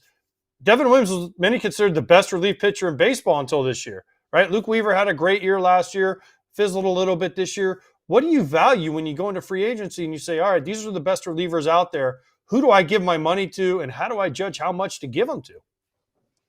Yeah, so I like getting relievers at the trade deadline, and I like developing relievers from within or trading for setup relievers that haven't closed before. You know, in my history as a GM, you know, I traded for Jeff Shaw and Jeff Brantley, and I just Danny Graves, and all 3 closed, and all 3 won Rolaids for me. I like creating my own and not spending the money. You know, a lot of times when you get closers in the offseason, it doesn't work out. Ask the Dodgers about Tanner Scott and Kirby Yates, and ask them where they are right now when they got to the postseason, right? I mean, not that they, you know, and ask the Yankees about Devin Williams when they needed it most. I mean, unfortunately, the way, you know, the Mariano Rivera's and the Trevor Hoffmans were exceptions historically. Relievers are tough to guarantee. Now, looking in this market, look, there's 2 relievers that really stand out, right? You mentioned Edwin Diaz and Robert Suarez. Those are the 2 impact closers. I think they get paid. And I think, you know, if you're the big market team that's ready to win, right? If I'm the Yankees, I'm the Dodgers, I'd like to have those guys. Sure, let's go give it a shot. If it doesn't work, it's okay. We have enough money to, you know, overlook it if they get injured or all of a sudden can't perform. And then you got to get creative. Look, you know, I'd like to take a chance on Luke Weaver based on what I saw a year ago. You know, can I get him back to there? But, you know, you really, when you talk about relievers, you got to do your homework on medicals and MRIs and make sure that the arms are good, because the way all these relievers are used, they're being used to blow out, right? We're taking the starters out early after they face the lineup twice. We're pitching them all the time. We're trying to break them, and we are breaking them, and we're doing a good job of it as an industry. So I think you got to be careful. I think, you know, as a GM, I think you're better off concentrating AA, AAA on other teams. Where can I have guys where, you know, maybe they're starting for them and I can trade for them and I can put them in the back end of the bullpen.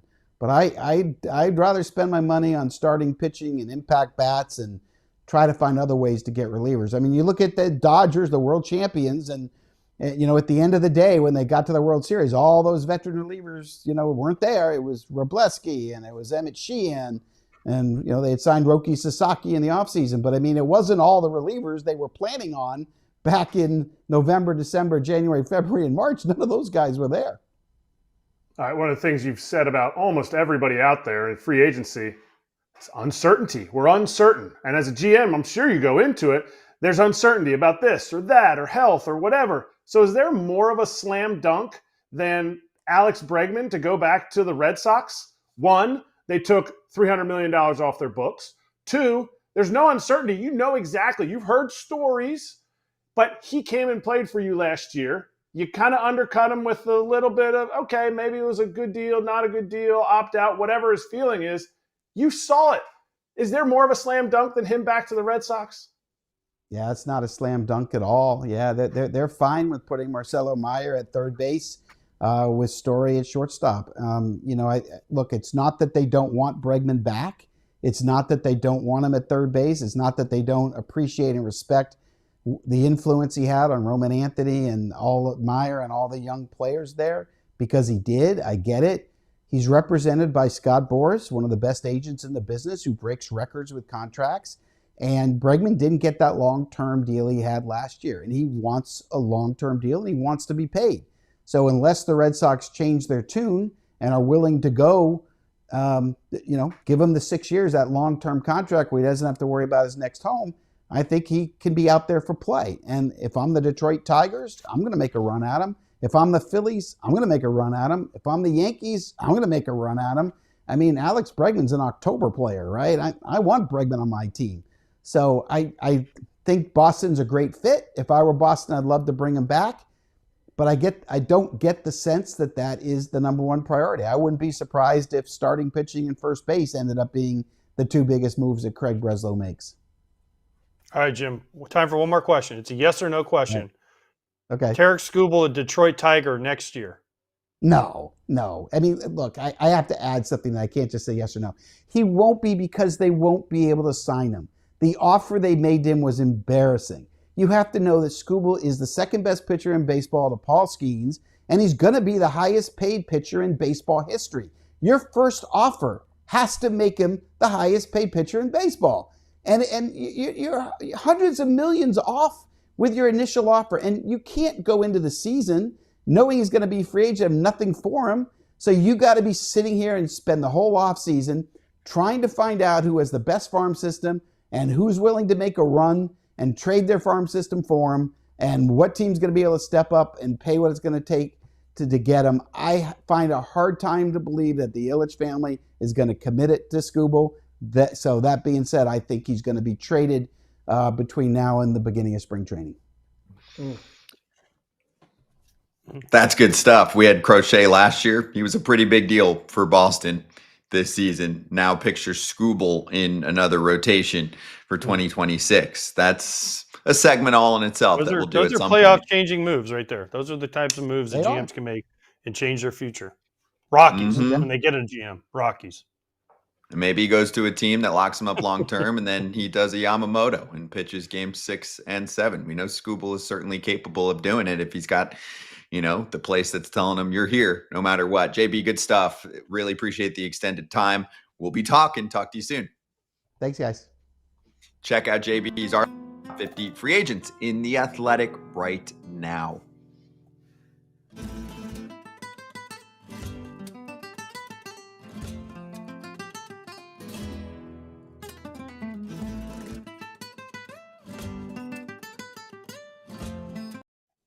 Hey, we're back. And there are a ton of opt-outs today. I know some of you in the chat have asked about it.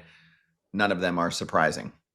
These are all opt-outs that have been expected for a while. And opt-ins. I believe we heard Lourdes Gurriel opting in. I mean, he's got a big injury that he's trying to recover from. I think he's going to miss a good chunk of this coming season. But on the opt-out side, we covered some of these with Bowden already, but Alex Bregman, Ranger Suarez, Edwin Diaz, Cody Bellinger, anybody that's really good that has money left that is less than the guarantee they would get on the free agent market is opting out. Like, there were a few people asking about Bregman. I'm like, there's zero surprise that Alex Bregman is opting Pete out. Alonso, Edwin Diaz, Cody Bellinger, they all had good years. So guess what? They're all like, let's try again.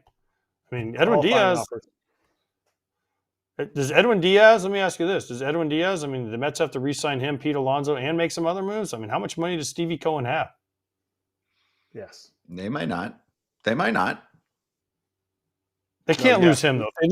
Their bullpen will be, they lose him, they lose Rogers, they lose Helsley. I know people are going to say, well, they didn't do that great, but still, they're going to lose all these guys and Pete Alonso and try to compete next year against the Phillies and the Braves, who should be better? Really? I was just answering yes to how much money does how much money does Cohen have? Yes. The answer is yes. He's revamping all of the chop shops outside of he's good. He's good. Yeah, he's going to buy fine. them all. Doesn't like losing you. He can afford them all. I don't know if he's going to do that. He might switch things up. He is super competitive. He's pissed. His team didn't even make the playoffs. Think about that. That current mix didn't make the playoffs. And of course, you're going to say it's not this person's fault. It's not that person's fault. It doesn't mean that the owner doesn't want to try something else. Just throwing that out there. There are going to be changes. There's an opportunity to do that when there's a free agent and you replace him with someone else to try and switch things up and say, hey, I know you like this guy, but you didn't make the playoffs as a team, so you don't get this guy back. Just throwing that out there. I would not be surprised if something crazy goes on. Okay, coming up next, Evan Drellich is going to join us. There were some controversial, explosive stories that were released last week that were overshadowed, rightfully so at the time, by the World Series. We're going to ask him about all of his reporting in his articles next.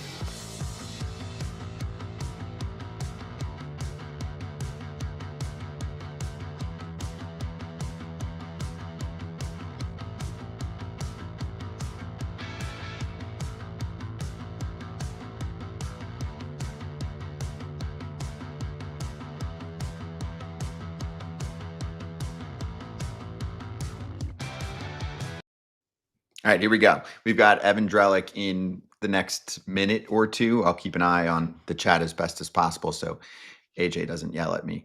Fun fact, sometimes I'm looking here and then I'm being told stuff, especially on the road here, and we get into an exciting, spirited conversation, and then I miss things. So guess what? That's it. We don't even get a rebuttal from AJ on that one. We can actually start the next segment. So let's do it. Evan Drellich from The Athletic joining us right now to talk about some pretty interesting topics that were released last week via articles from Evan. You can check those out in The Athletic right now. Evan, great to see you again. Let us start with the two stories you released on Jim Murray, who is a longtime player agent, who is also, I'll say it, a mole, a rat, whatever you want to call it, and that has been exposed. What else can you tell us?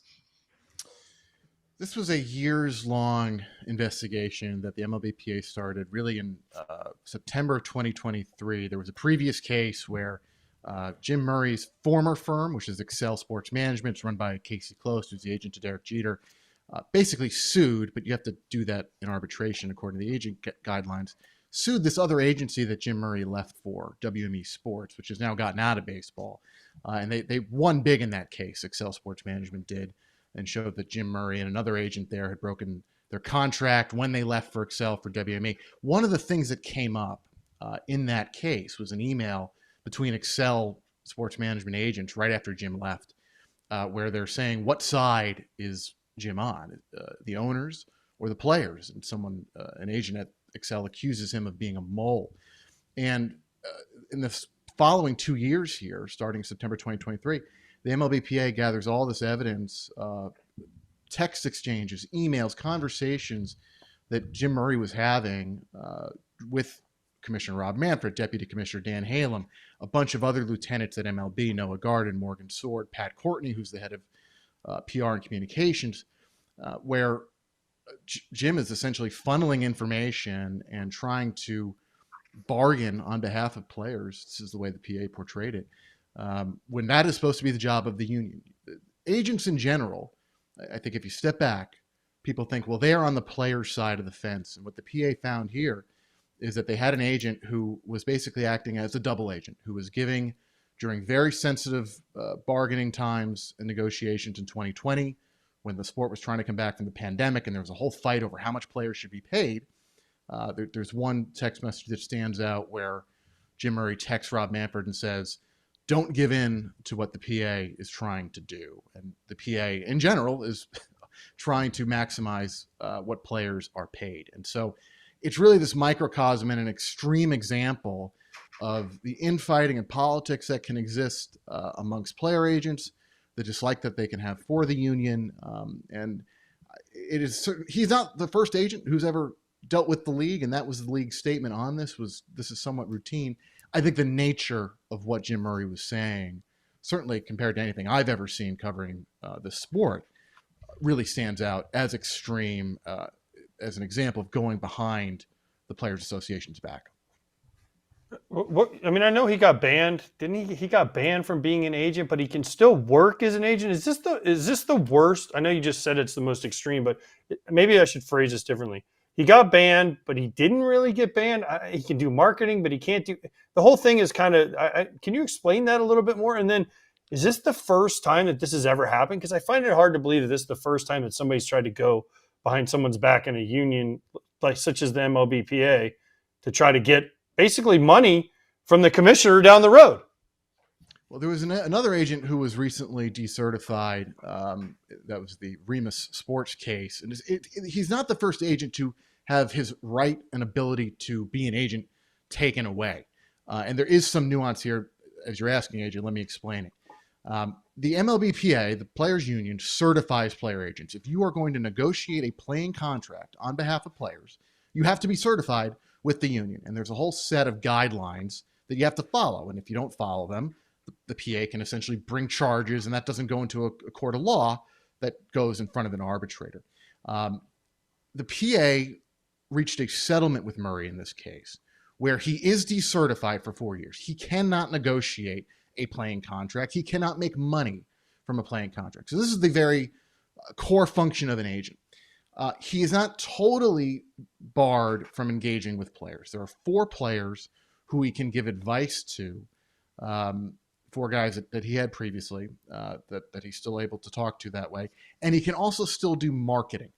And there is some money that comes in through marketing. So it is not a total and complete break between Murray and the agenting business, but the settlement agreement, so the agreement that the union and Murray signed, is several pages long. There's all sorts of other conditions that have to be met and restrictions that are on him. He can't, again, own an agency. If he gets back involved, he's got to pay an additional $150,000. He's already fined $100,000. Any agent who is working with him, any player that's working with him in the future, has to sign off that they've read this agreement. They put shackles around him without totally and entirely saying you can't ever do anything in this sport again. But for 4 years, he can't do the main function of an agent. So it is quite extreme. It is not the most extreme outcome you could have imagined, but I think after 2 years, the union and probably Murray's camp as well felt it was time to move on. Also, seems kind of crazy that a player would read this and then be like, oh yeah, want to represent me, you like me? Because there is some explosive back and forth here that people can read in your article. I'll just bring up a couple notable parts. And I think this is important, Evan, that we're going over this because there's already distrust, severe distrust between both sides. This does not help the cause. And for fans listening, they want to know, hey, are we just going to keep playing ball? We don't want all this lockout crap. This doesn't help. So one part I want to bring up first is, why would Jim Murray do this? And I'll pick out a part from your article about him lobbying to sell advertisements via uniform patches. This is a direct text quote to Noah Garden, who handles a lot of the business for MLB. Quote, Rob Manfred is going to talk with you about the patch thing and me/us helping. Parentheses, therefore, I can maybe get a paycheck. So I think that's one explanation as to why someone like this would do that. One other that I'll bring up that stood out to me is how he was, I would say, pretty vocal about his hate of the side that he's supposed to represent. In June of 2020, Rob Manfred's right-hand PR guy, Pat Courtney, asked Murray how are players, and Murray's response was, F the players. I'm still so pissed off. I can't see straight. We need them to be pissed at their leadership, was the reply from Courtney. So what are your thoughts on some of the reasons why someone like this would go rogue? Yeah, reading this letter of discipline, notice of discipline that the PA sent out to its executive board, so that's the 38 players who get to vote on major union affairs, is pretty jarring. You don't see this level of detail in terms of internal communications, the way agents or league officials would talk to each other. It's very wild stuff to see, and what's in the story is really only a small slice. And as I understand, what's even in that 71-page letter of discipline is only a small slice of what the union came across. Why someone would do this, I think currying favor with the league can do a few things for an agent, right? If you're able to tell a player that you're recruiting that you have, that you are in the middle of these decisions, that all roads or some really important roads run through you, that's a pretty powerful recruiting tool. And I think some agents say it, whether it's true or not. But if you can kind of position yourself as above the fray, as exceptional in the eyes of the league, that helps you potentially in your business. And obviously your players presumably wouldn't see these types of communications. And the reality of agenting is that, agents have different types of clients. When the union is fighting for what it perceives to be the greater good overall, Jim Murray has clients who might believe, because he encouraged them or otherwise, that it is not for the greater good. You asked about the patch question. These larger agencies, Excel being one of them, have different divisions of business that do sponsorship marketing deals with the league, and the lines there get very blurry. And this is something that the union has tried to enforce in other areas to some success. But you can have an agency that is representing players in one lane, and then in another lane is doing sponsorship marketing, patch deals, what have you, with the league. And I think it's not a leap to say that there can be some perverse incentives here where the marketing side is going to want potentially different things than what the player side is going to want. And in this case, you had a player agent crossing that line himself directly. So it's this window into the complexities and truly inside ball of union politics, of the agent in union politics. It's a very complicated and layered situation, and it's ugly. Some of this, we're talking about opinions. You bringing up a lot of facts. Is there a legal, because we have strict labor laws when it regards to unions, is there a legal ramifications that will come out of this, not just for Jim Murray, but also for, fair contract negotiations that are supposed to be brought to the table, and we have people going behind the back from one side to the other? So is there anything legal from either side, from Jim Murray's side or even from Commissioner Manfred and, Major League Baseball?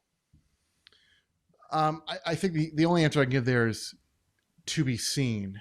Certainly, I wouldn't expect, if the union believes that there was some sort of greater violation committed here on behalf of the league, for them to disclose it to me before they've brought a case. Right? They kept this thing relatively quiet. I'd caught some wind of it previously, but didn't have enough to report it until they were done, basically. And there was a hard document that went out, and I was able to obtain it. But I don't know. I don't know if the commissioner and his lieutenants engaging with a player representative that way is in any way impermissible. Certainly the league's position, spokesperson Glenn Kaplan went on the record for this story and described this as routine, and also felt like this was kind of settled business, right? There were grievances that the league and the union both filed against each other regarding these 2020 negotiations. So what was in question here with Jim Murray got narrowed down to what did he do during the pandemic time, and the league's position is that that's all settled business. We had grievances, we agreed to resolve them, and I assume their argument would be that you can't then bring further litigation regarding it, and the way that would work in the same way that if there's an agent issue, it goes to arbitration. That's what would happen with the league and the union as well. They have their own arbitration process. It would be a grievance, right? We've heard that term before. So I don't know if there'll be further action off of this, but I suspect the union is considering all of it. Evan, one more on this, and just also I spoke to some agents anonymously who've been around for a while and asked them if they felt like that statement was accurate, if this was normal, and they obviously laughed hysterically. Like, I would never, ever go to those lengths. Of course, there are communication going on, an agency's a commissioner at the ballpark, whatever. That's all cool. This is crazy. So to give one more example here, and again, I'm just trying to represent fans and say, hey, how does this affect us? Well, here we go. Back in 2020, this is in there from your article, Jim Murray, who we're talking about here, the rogue agent who turned into a mole, wrote to Rob Manfred directly, quote, "Please do not give in regarding the MLBPA proposed October language. You will get the deal done without it." And in your article, you wrote the union was trying to put flexibility in the schedule for additional games, thereby increasing potential player earnings. The union wrote in the documents, which were obtained by The Athletic in your report. So how do you think that affects fans? I mean, that's the part I'm trying to get to. Is we go back to 2020. I remember being pissed, like, can we just play ball? There's so much fighting going on. You've got a guy on supposedly on one side of the spectrum telling the other side, like, don't give in on this one, hold out.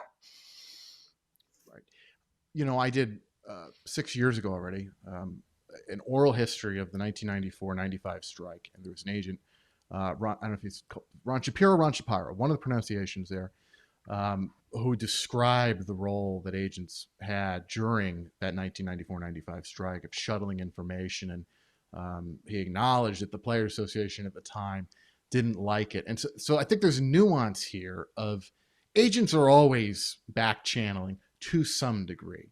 It is hard to imagine that many agents would be so clearly in the bag for management, for the owners, and not for the cause of the union. And unions and agents do play different roles, and they have a symbiotic relationship, and it's complex, where the agents are concerned about their guys and their own interests, and the union is supposed to be something a little bit more pure, where you are supposed to be advocating on behalf of the entire membership and making decisions at the guidance of your 38-player executive board that are good for all players. And so, an agent trying to essentially play negotiator, there is a federal labor law element here that is pretty straightforward. Of the union is the executive board is a designated negotiator for the players, right? It is not, I don't think anybody would argue, the job of a player agent to negotiate a labor deal for players. They negotiate playing contracts. They don't negotiate labor deals, but they have great influence over the players that they represent. And so I think, to your question, how does this impact fans? It adds a whole other layer of complication to negotiations that are already complicated. It's not just owners versus owners on management side, and then owners versus players. It's agents at times versus players versus union. It's sometimes people ask me, what's my job? It's really baseball politics. And this is as kind of extreme an example of politics gone awry, certainly from the perspective of the union, as I've seen. Evan, you also wrote another story about the Players' Way. Can you talk a little bit about the Players' Way and how this became a story also? Because this, I mean, is it under investigation now because of the way it was handled? What's the deal with the Players' Way? So this story, yes, I basically wrote a summary of ESPN's story. They did a good job, Jeff Pass and Don Van Natta Jr., of reporting this. I did not have this story. There has been, as has been previously reported, an ongoing federal investigation into officials at the MLBPA and also at least one other sports union, the NFLPA, where we've already seen the head of the NFLPA, Lloyd Howell Jr., has resigned. When this first came out, there was a lot of focus on this licensing company that the MLBPA and the NFLPA together own a combined 2/3 of, called One Team Partners. And they do deals with Fanatics. And there was a long story I did about their board and how they at one point moved to try to grant themselves basically equity. The complication here, when you have these companies that are owned by sports unions, is that, to what degree should labor law apply? It's a question that lawyers and federal government have to sort through. But there are all sorts of requirements that labor unions have that outside businesses don't. Who makes decisions, transparency, et cetera. And so basically you are held to a different and understandably higher standard in many cases than an outside business would be. And the union has this arm that's dedicated to youth sports called Players' Way. And this is a pet project of Tony Clark's. And the ESPN report, in summary, is there's been a bunch of money that's gone in there. And they had two anonymous sources questioning, where is this money gone? Where is it? How is it being used? And it all, to some degree, stems back or ties back to this anonymous complaint that was submitted to the National Labor Relations Department last year. And this complaint was then sent anonymously to reporters. The federal government now, the Department of Justice, seems to be going through some, or at least some, if not all, of the different things that were listed in this complaint about Tony Clark and the operation of the MLBPA. And this is, it's a very difficult thing for the MLBPA to have to deal with when you're now probably just months away from collective bargaining. You have the possibility, anytime you have the DOJ involved, there's at least the possibility of a federal indictment, that could be brought forth against Tony or any of the other officials there. And it hangs a cloud over everything, and we'll see if indeed the federal government finds that there's reason to move the case forward. But it is a serious development, and something that ultimately, if it does lead to an indictment, if it does lead to some sort of change in leadership of the union, could have great impact on collective bargaining, and it's no small matter. Is it deeper than just, a Tony thing? Is it a brute? Are there the people that are under investigation? Is it always in this case leadership? Because to me, there's a lot of pieces that there's a lot of players or ex-players that get involved with the players' way or different arms of different things.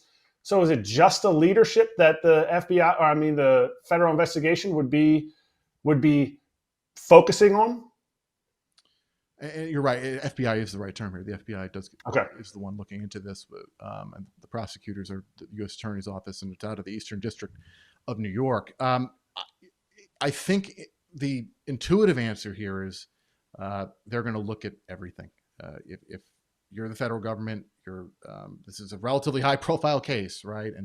And the job is to vet anyone and everything with this and see if it lines up with applicable law. And that can take a very long time.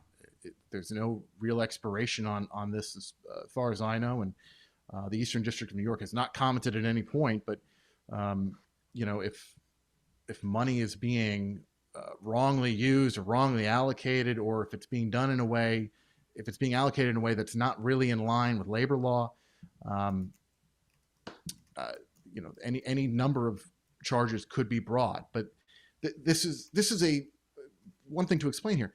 This is a very unique situation where you have a labor union operating other for-profit business arms. Typically, labor unions don't do that, right? This is relatively unique to sports, and it's something of kind of new ground where the MLBPA and the NFLPA, they all had outside counsel advising them. This would be within labor law. This wouldn't be within labor law. Even if you make those efforts, it doesn't mean you're necessarily always going to step perfectly.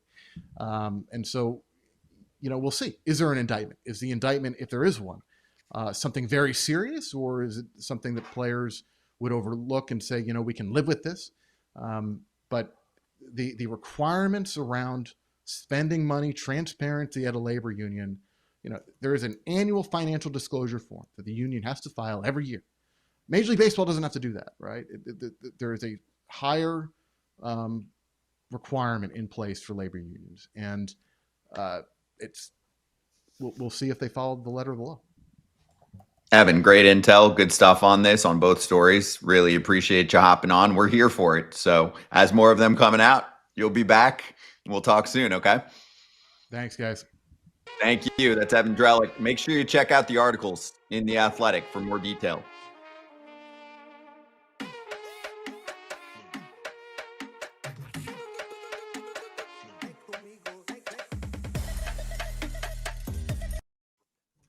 Hey, we're back.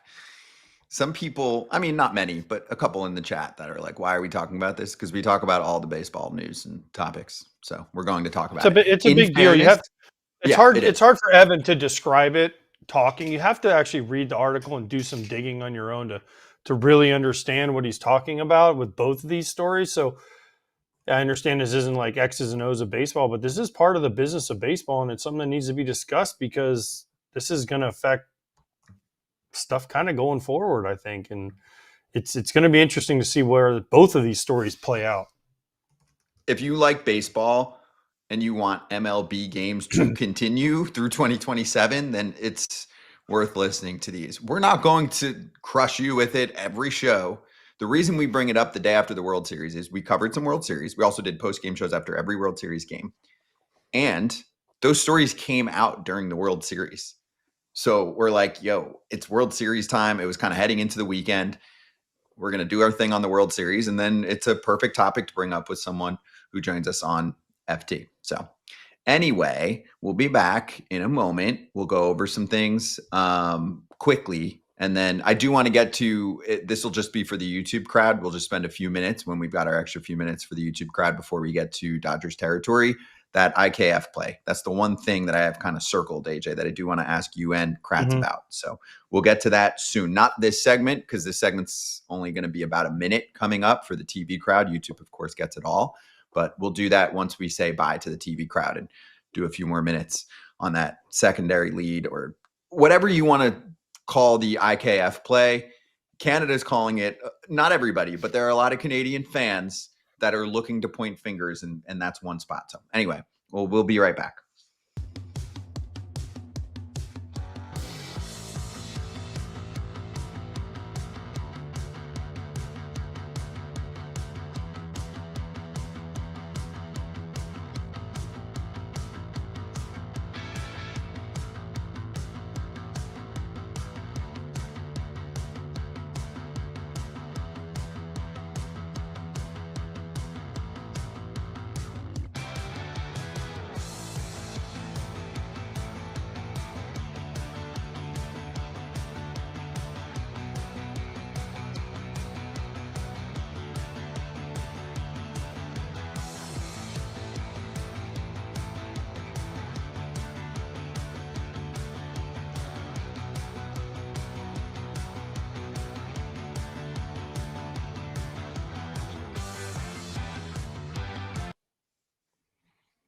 Hey, we're back for a quick minute. This was one of the best quotes during the World Series, came right afterward when guys were in tears in the Blue Jays clubhouse. Max Scherzer said, "I'm 41 years old and I never thought I could love baseball this much. My love for the game was so strong because their love for the game." AJ, I thought that was great. That really resonates for a lot of fans that have been following Max for a long time. Max is the real deal, man. I don't know what you can say about Max. He loves the game. He has the best time. He's competitive as hell. He's going in the Hall of Fame on the first ballot. I mean, this just shows you why baseball is great and how much this means to guys. Everyone that says, "Oh, the players don't care," Max Scherzer's made more money than he ever thought he'd make in his life, and he's going to be set for his family's going to be set for life, right? Through baseball, because baseball is awesome and the work he put in and how good he was. But this just shows you when people say, "Oh, these players don't really care," they all care and they all want to do well and they all are competitive as hell. And Max is coming back. He was like, "That wasn't my last pitch." So we'll talk about him and his free agency at some point this offseason too. All right, slap hands coming up.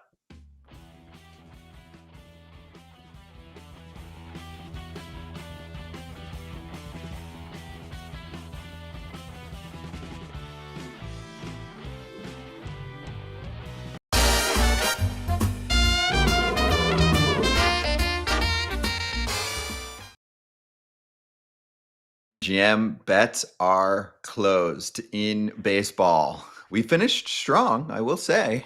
Everybody hit besides Pap. Pap had a shot.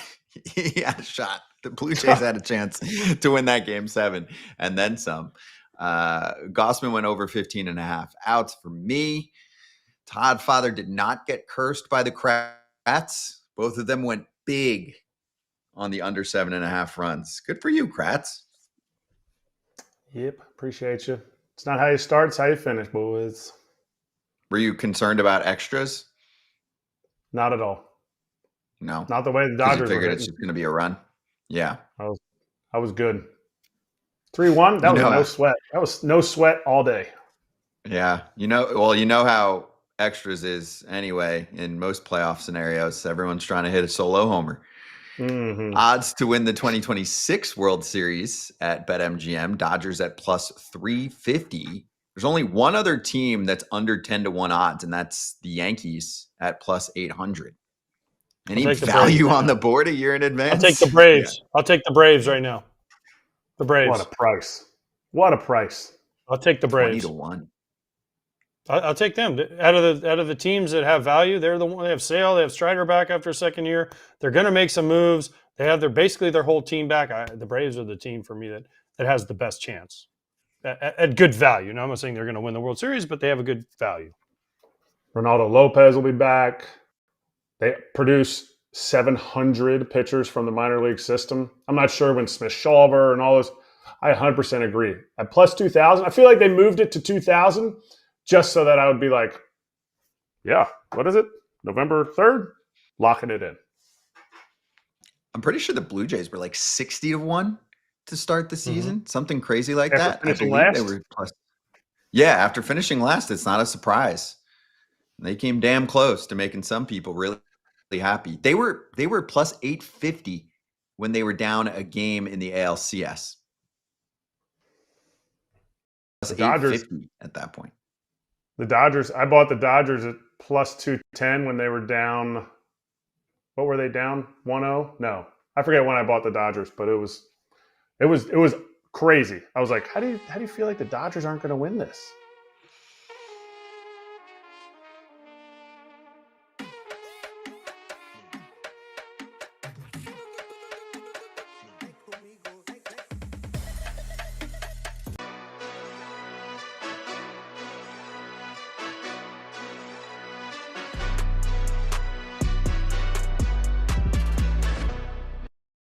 All right, let's slap. First off, we're going to do our bonus segment on YouTube. If you want to join us, if you're watching on TV right now, then Foul Territory YouTube channel, 280,000 subscribers. We love you all. We'll talk about the Blue Jays' missed opportunities. But I think, AJ, you have a birthday to shout out on your list. I love birthdays. Oh, I love birthdays. yeah, there's two today. One, Roki Sasaki, it's his birthday, and they're having a parade. So happy 24th birthday. That's it. Jeez. And second of all, do you know who the big birthday is today? And we didn't even mention it till the very end. Pew, pew, pew, pew, pew, pew. Producer lady's birthday. She turned 19 today. Pew, pew, pew, pew, pew, pew, pew, pew. Wait, I got one more. Wait. How much time do we can't have one more? Inside joke. She gets to have her first drink tonight. Yeah. Congratulations. Yeah, producer Enjoy it. lady, 21. First legal drink. Woo! Yeah. Kratz hats Producer on the way ladies. out, but not really, Big birthday because we're going to do a few more minutes. Worcester, Ooh. the Woo Sox, the Red Sox AAA team. Is that a heart in the middle? With the curly dub? Does it form a Kind of heart? looks like it. I never Right? noticed that. Yeah. Heart Worcester emoji. love. Worcester love, because nobody outside of that area can pronounce the name of the city Worcester? correctly. Are you from Worcester? It's Worcester. Very nice. Very nice. All right. So we're saying bye here, and a reminder to everyone, we're doing this every single day, weekday, all off season long, 1 to 3 Eastern. Back in a minute for the online crowd, the YouTube crowd, to talk about the Blue Jays misses.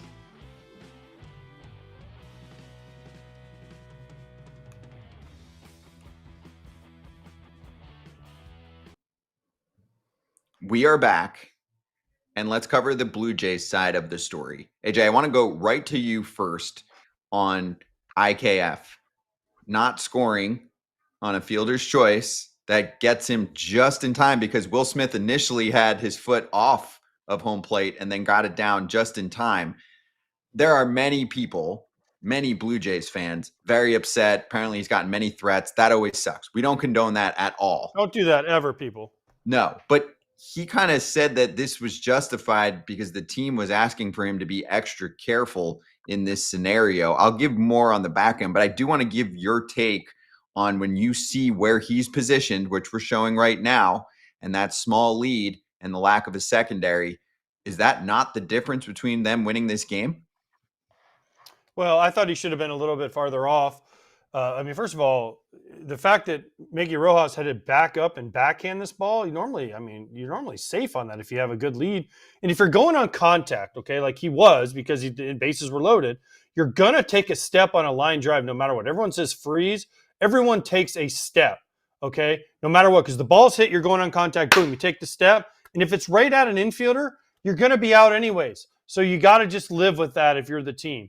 Now, he should have been farther off, but I want to talk about what the Tigers have done, and the Rays do this also.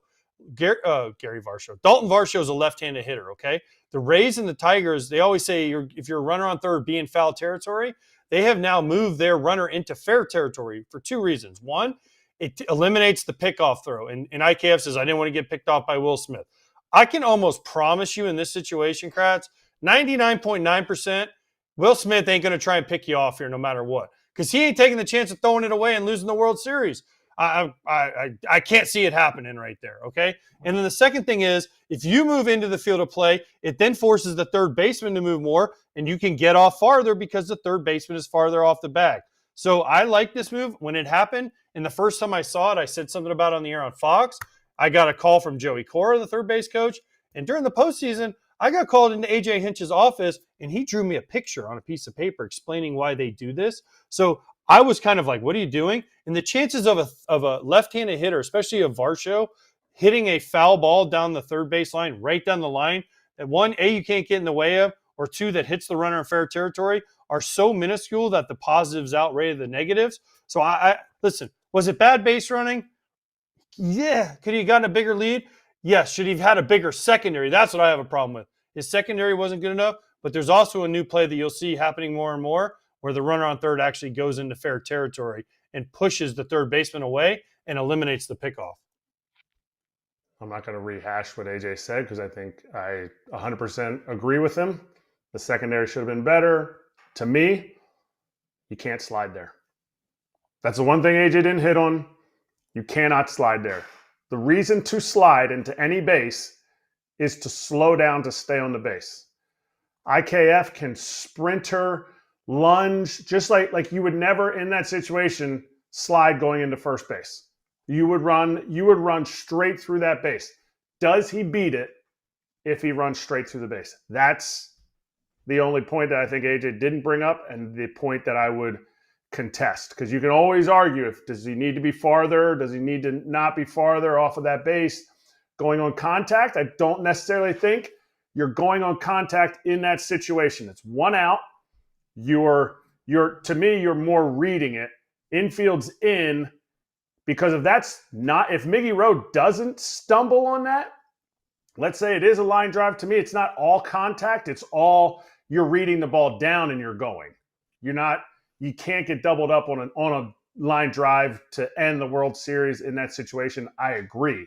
But he can't slide going into home. That's my only argument. I think too many guys in general, all 162 games, all 30 teams, slide into home too many times because we're taught no contact at home, which I think is a little misleading, and I think everybody just slides.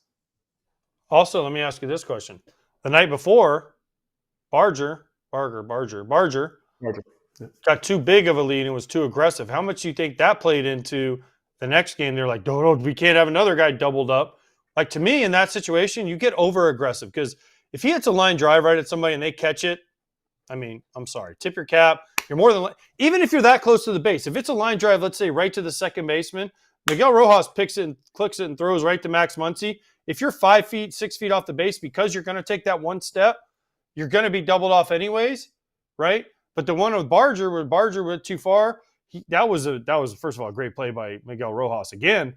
But he was maybe a little too aggressive. So the next night they're like, oh hey, let's be careful on the bases instead of being like, let's try to win the game. And I agree. He shouldn't have slid. He should have ran right through it. Those plays are stuff you talk about in spring training, and teams will continue to talk about it, the teams that care. And I'm not saying the Jays didn't care or they didn't talk about this, but you just continue to talk about it. And baseball's a lot about, when you play at this level, baseball's a lot about timing, and you already see where something should be. The play in Game 6 with Kike catching it and getting rid of it all in one move without taking 2 extra steps is what got Barger. The ridiculous pick by Miguel Rojas is what got Barger. Timing-wise, Barger probably was going to be safe if a normal left fielder was out there. But you have a guy who's played third base for the World Series champion Dodgers. He's played shortstop. So you sit there and you go, the timing was a little off on that. The timing for the play for IKF, everybody, as soon as it took that long, everybody's like, that's game. The timing should be where he scores on that and he's safe, and it didn't happen. I want to read this from a content producer named Chris Black. He said, always respect the opinions of players, former and current. Disagree with the logic here. Dalton Varsho, nearly 2,500 career plate appearances, 1,634 batted balls, 342 line drives, 58 to the opposite field, 4 to 3 base, 3 of them jam shots, 1 true line out to third base. When we say attention to detail, this is what the hard workers behind the scenes put together for these moments. He said, if the logic is protect against getting doubled up, they were protecting against something that had at best a 0.1% chance of happening. He said Varsho's hit Exactly. 412 ground balls to first base, to second base, shortstop, whatever, right? 1 versus 412. So he's trying to point out also how he did the research and he posted about this. It was really good. If this is how all teams teach it, and this is a reply that he had to both IKF's explanation about the team telling him this, and then Whit Merrifield, our buddy, one of our FT hosts, Chris said, if that were the case, we would see in similar situations, similar lead distances. But when he looked at similar fielders' choices, 9th inning or later, tie, bases loaded, 0-1 out, IKF was the only guy whose secondary lead was under 10 feet. The only one. So like you said, AJ, a play maybe the day before, also a special play made by Miguel Rojas, might have made him scarier than anyone ever in that situation. As a player, you have to also risk versus reward, okay? And here's the thing. You have a chance to win the World Series, okay? Your only thought, again, as a base runner, and I wasn't fast, but I felt like I was a pretty decent base runner because I would think about situations and try to think ahead and think about what's going to happen. You can't be scared to make a mistake being over-aggressive. And I felt like they were too worried about a play that, again, if he hits a line drive right at somebody, you could be this far off the base, okay? 2 to 3 feet. You take that one step, and you're going to be out anyways, okay? So don't worry about that. If he hits a ball that hard, then it was bad luck. But if he's 2 to 3 feet farther down the line like he should have been, then he's safe. And I agree with Whit.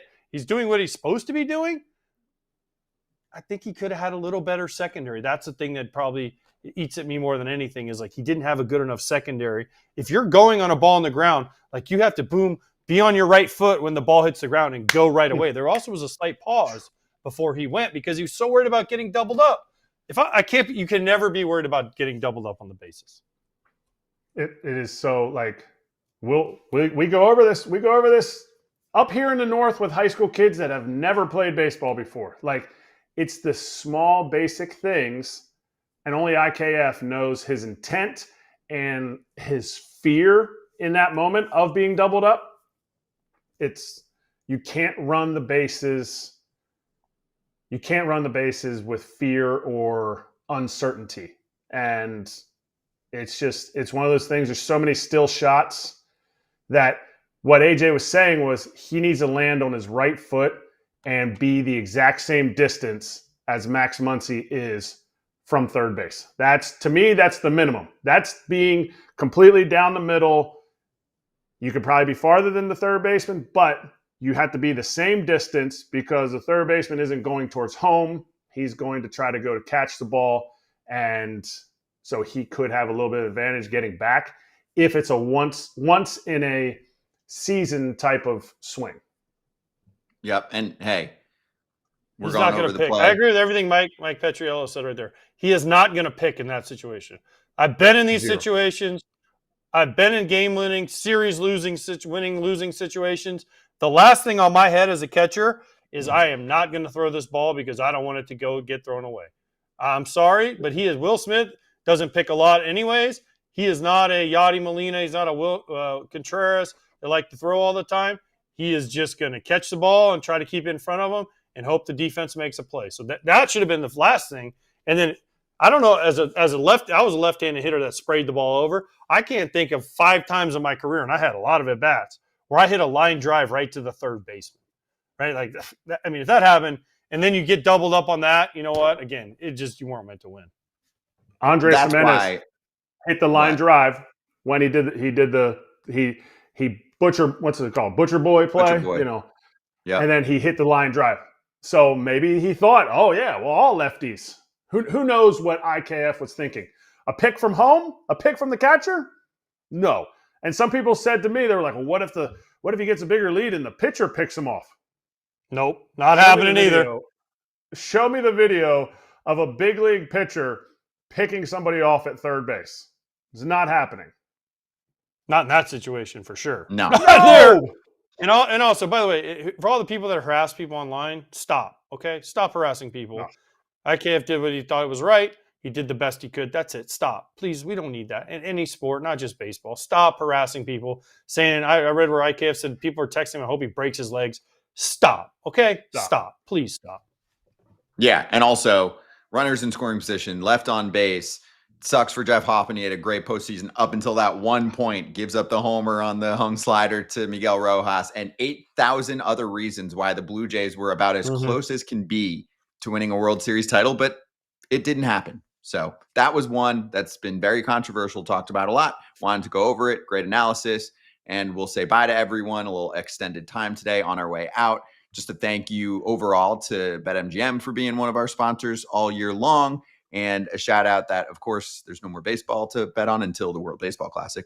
But BetMGM players will receive a pro football same game parlay boost token Monday Night Football. To use the token, add a same game parlay wager made up of bets from a pro football game to your bet slip and activate the token. If you win your wager that was made with the SGP boost token, you'll receive extra winnings and unrestricted bonus dollars. Gambling problem or concern, call 1-800-GAMBLER. And with that, you got an extra 10 minutes out of us today. We will see you on Tuesday on FT Off-Season Edition. Bye-bye.